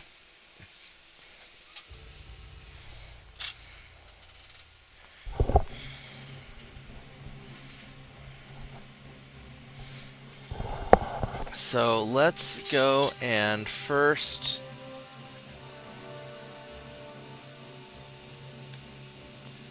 So you guys need to resume.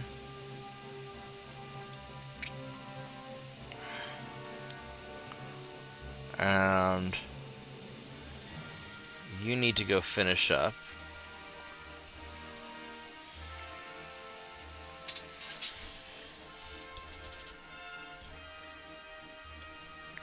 So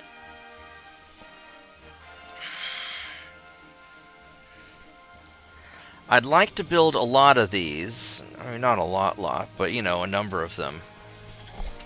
So I'm going to need to put some out east, some out west.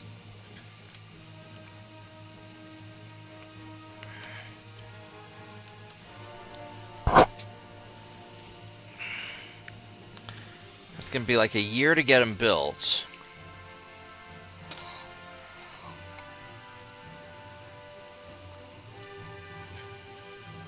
So I could probably build like 10 of them.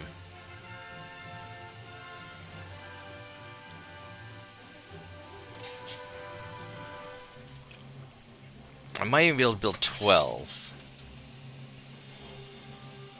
I'm gonna build 12 of them.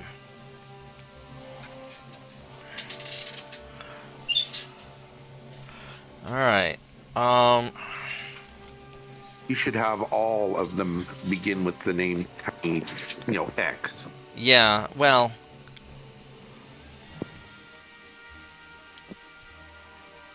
Or just call them TJ1, TJ2. I mean, I could do TJ, or I was thinking I could call one like the Spicy Burrito, and, you know, Hot Nachos, and... Yeah. You know, the idea occurred to me the other day. I tried doing like a French campaign and come to building one of their battleships, like they always refer to them as hotels. Uh-huh. And just name them like Marriott, Hilton, Best Western, Motel 6.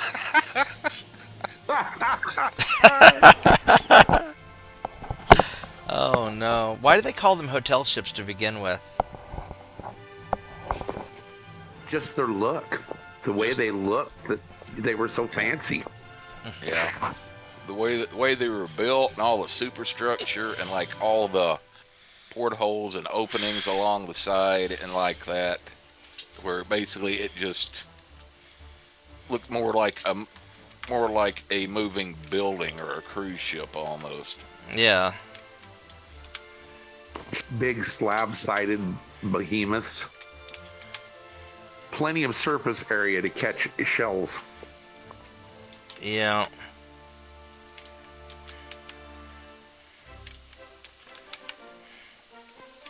Wasn't it Drakenfell that called them hotels first and it just caught? Or was that someone else? Which sounds kind of about right. Yeah. Yeah, I don't know if anybody did it before Drakenfell, but I would say he, if nothing else, he really popularized the term there. Now, where do I need to park all these, build all these ships at? I mean, I'll need some in the Caribbean. I'll need some in Santa did you, Cruz. Electrician doing his video on how to become an electrician? No, I didn't see that. You know how there's all these trade schools telling you come, spend X thousands of dollars, and come learn to be a electrician. Yeah. He said that is the absolute worst way to become an electrician. It is a tremendous waste of time in 47 of the 50 states of the union. I mean, mostly don't you just work as an intern at a company and learn it and then take your test? Yeah. Yes. That's exactly what it is. Because in order to become a journeyman electrician in 47 of the 50 states, it's not simply passing a test. You have to have 8,000 hours as an apprentice. Yeah. In addition to passing the test. Yeah. So go get a job for a union shop or get a job for a reputable, We'll put 6 in Southeast Asia, and we'll put probably 6 in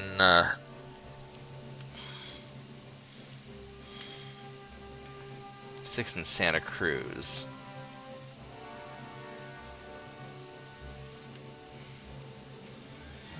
Oops. Yeah. Basically, that's the old school way of doing it, serving an apprenticeship, where you've actually got OJT and you know why things are the way they are.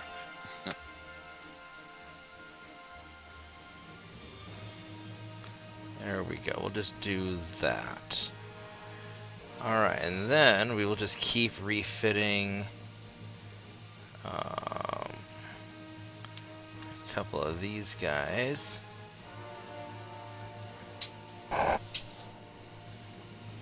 Alright, that'll do it. And then as far as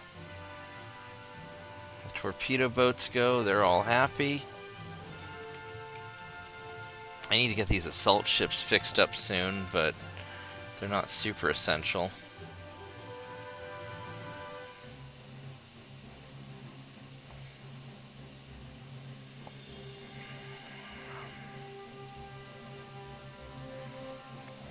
Alright, and over here we have... That's going well. That's going well. Don't have any invasionings to do. We'll improve relations with France, not that it matters.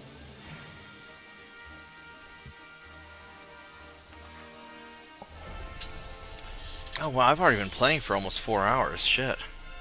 What time is it? It's 11 o'clock. Wow.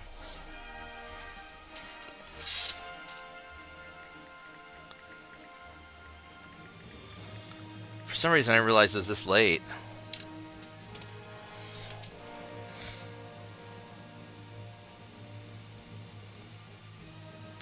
I'll go sync you. Let's see if we can... We should be able to take that thing out.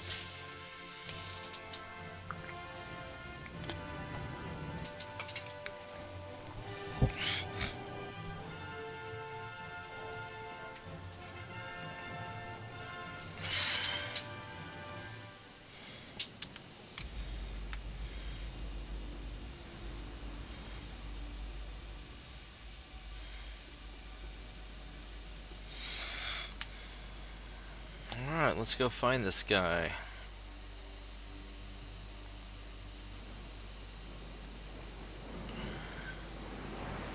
Yeah, these ships here are going to be a real problem when I try to do further refits, because this 9-inch gun is going to be bigger, I think. I don't think it's going to fit. I'll have to probably pull the secondary gun here off, which I guess isn't the end of the world. But I like having that extra 5-inch gun.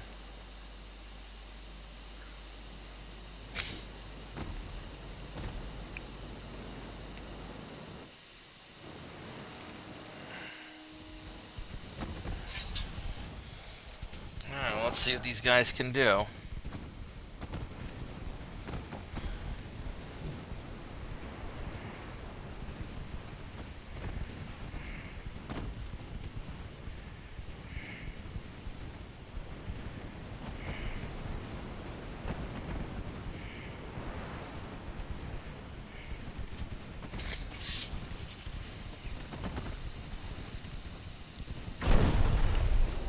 Hey now.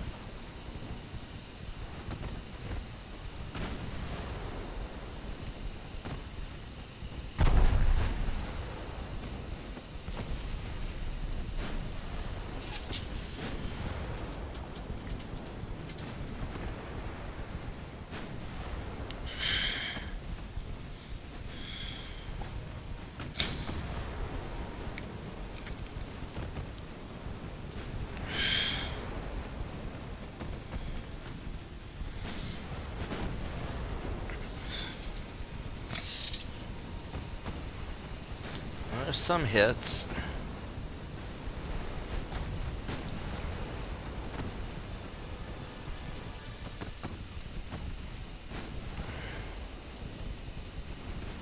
Yeah, all of my 2.9 should be getting into range now, and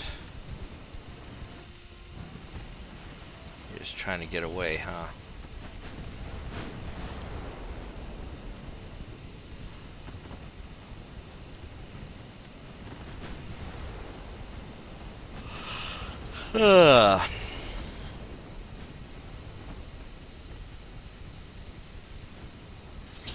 Let's just start circling around.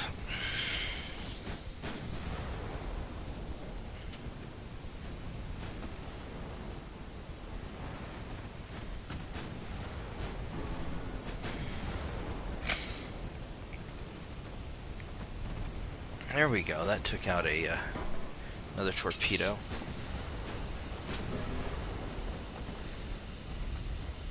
It occurred to me that I should, one of these days, maybe I'll start a political channel. I'll call it, like, Inappropriate Political Opinions, or Bob Says Bad Things.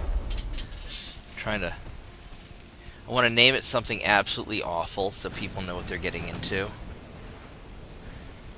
I'm sure just black vans will show up at my house, though, so I probably will never do that.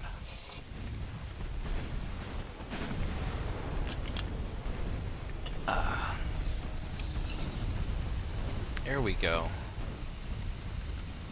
Now you're getting chewed up. Better black vans than black helicopters. That is true.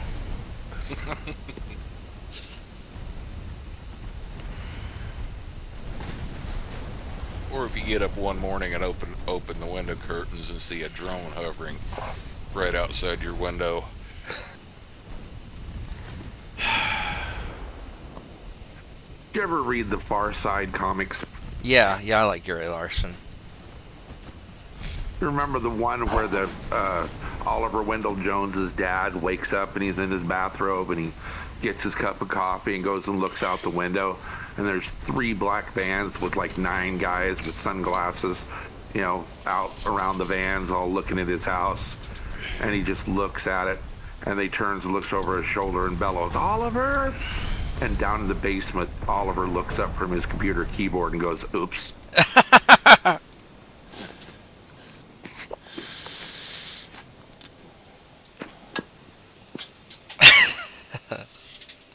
That's great.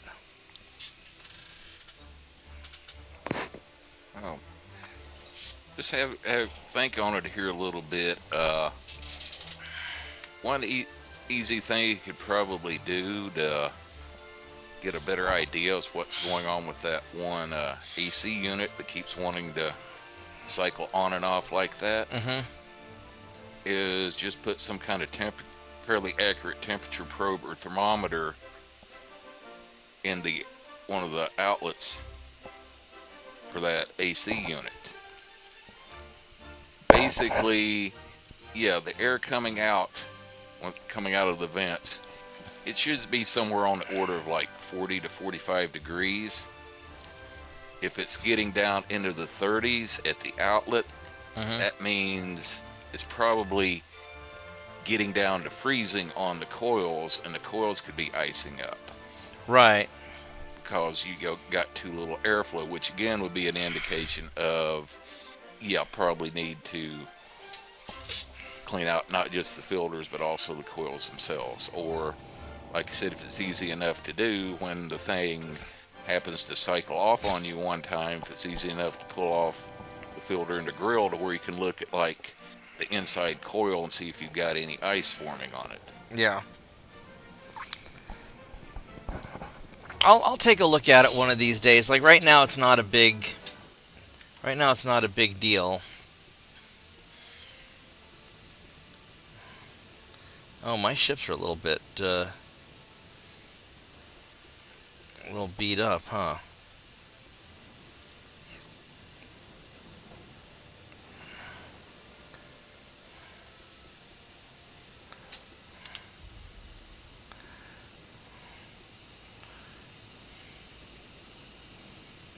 I don't know how much I want to even get into a fight right now, to be honest. But I do want to sink some torpedo boats.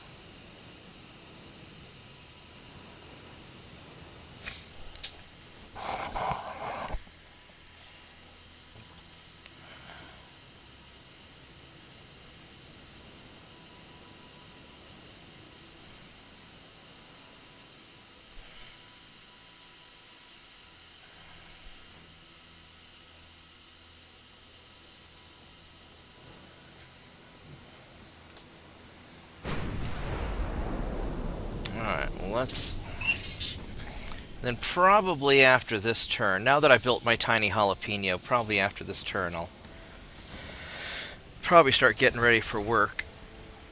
Because I've got a couple things I want to do before I go into the office.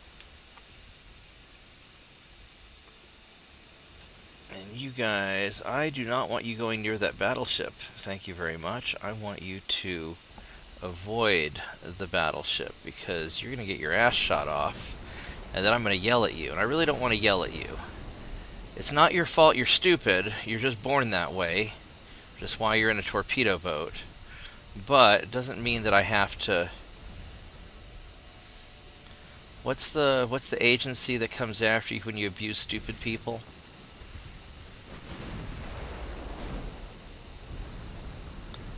I don't want, like, the International Retard Alliance to come after me just because I got a torpedo boat killed. Because I let it do its own thinking.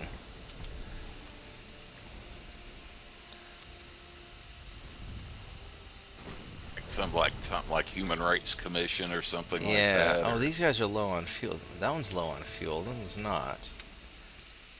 What is... You're low, and you're at 74%. I guess I'm going to shoot the guy at 74%.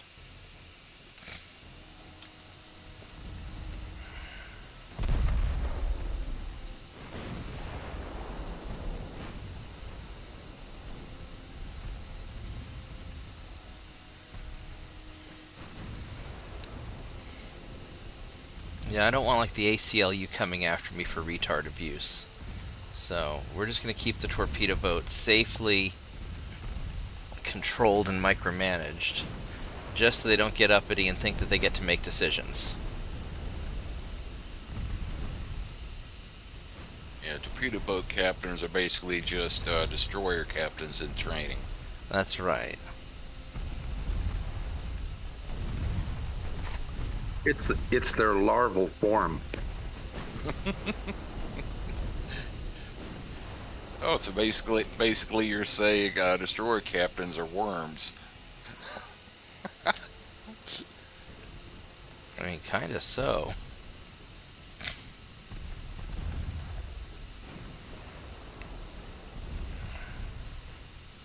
Yeah. Yeah. Submarine force, we just basically called anybody that was on surface ships a skimmer. A skimmer. Yeah. Yeah, rocks may sink, but scum skims the surface. Huh. Would That's you... the saying we had. Are you guys all low fuel? Really?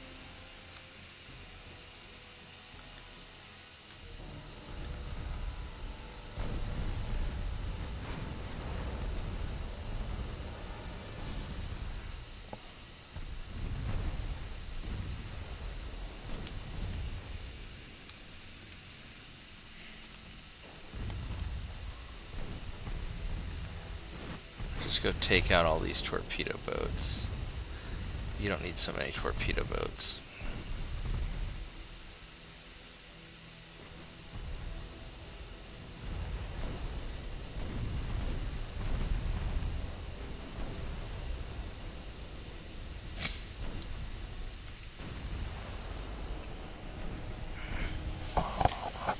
So this should get me trained up to at least regular after this battle.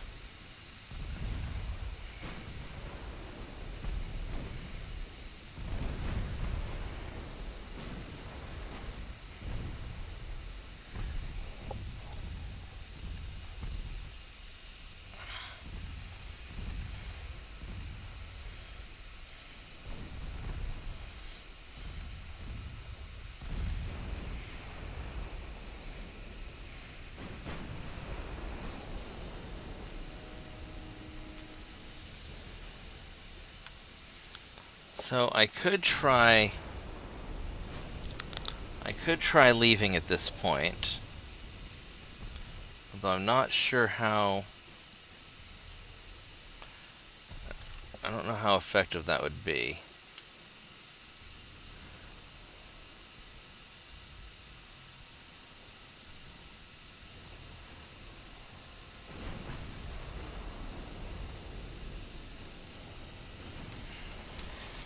Problem is I don't have a lot of ammunition.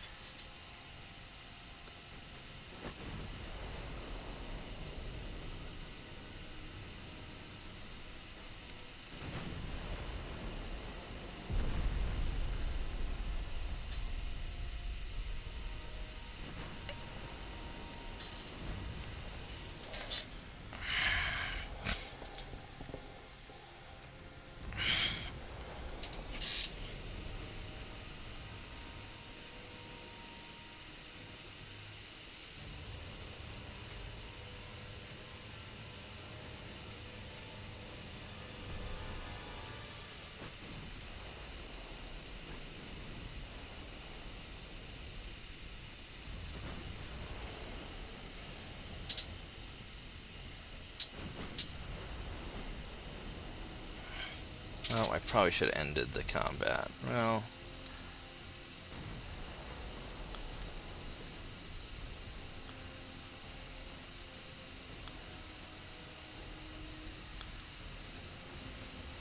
How are you hiding in smoke?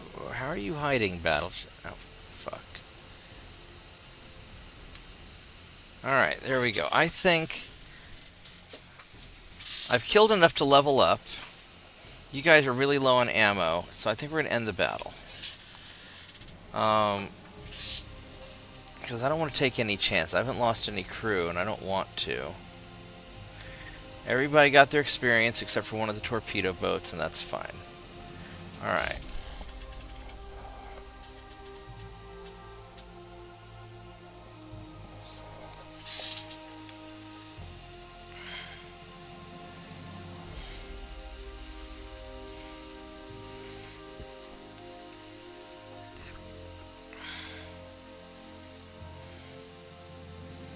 What's this here? I'll deal with that later.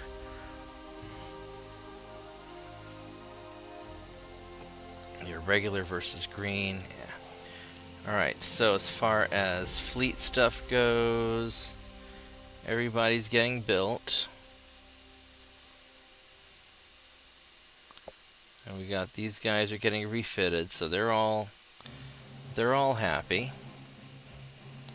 Finances are going well.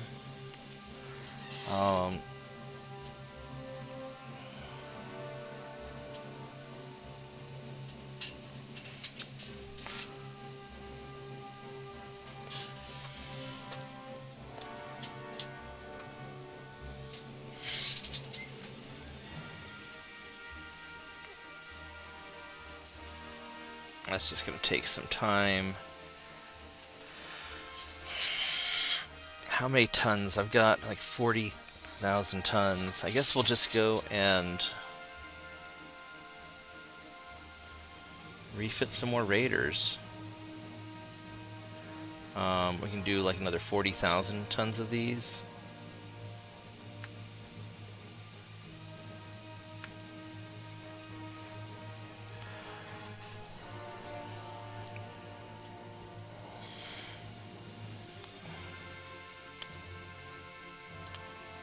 There we go. So that should do it.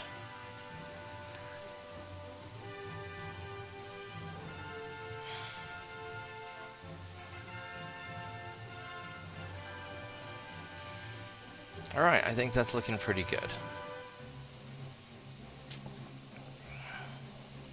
And I can invade something from China, which is probably going to end up being southern China.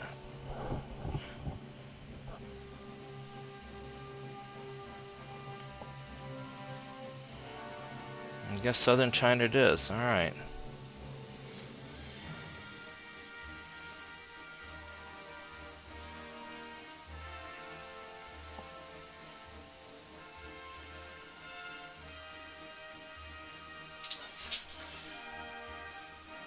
So these Guardians have all been refitted. I need 60,000 tons here. And southern China should be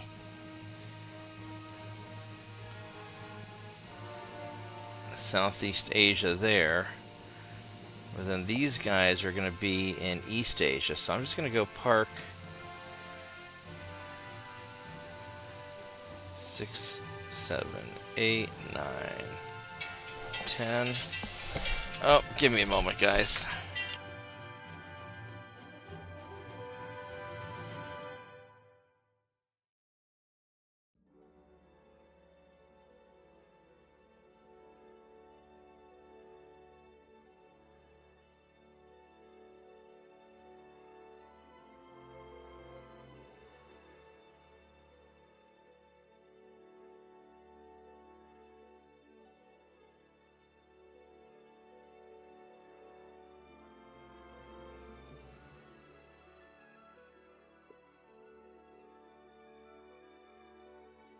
Alright, I am back. Alright, so we're going to send these guys, and then I need to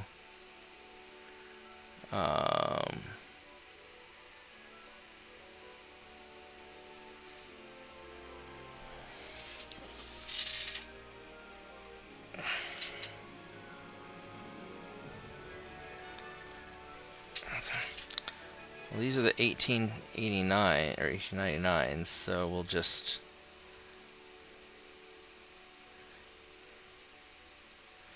so that should be enough tonnage to take care of business.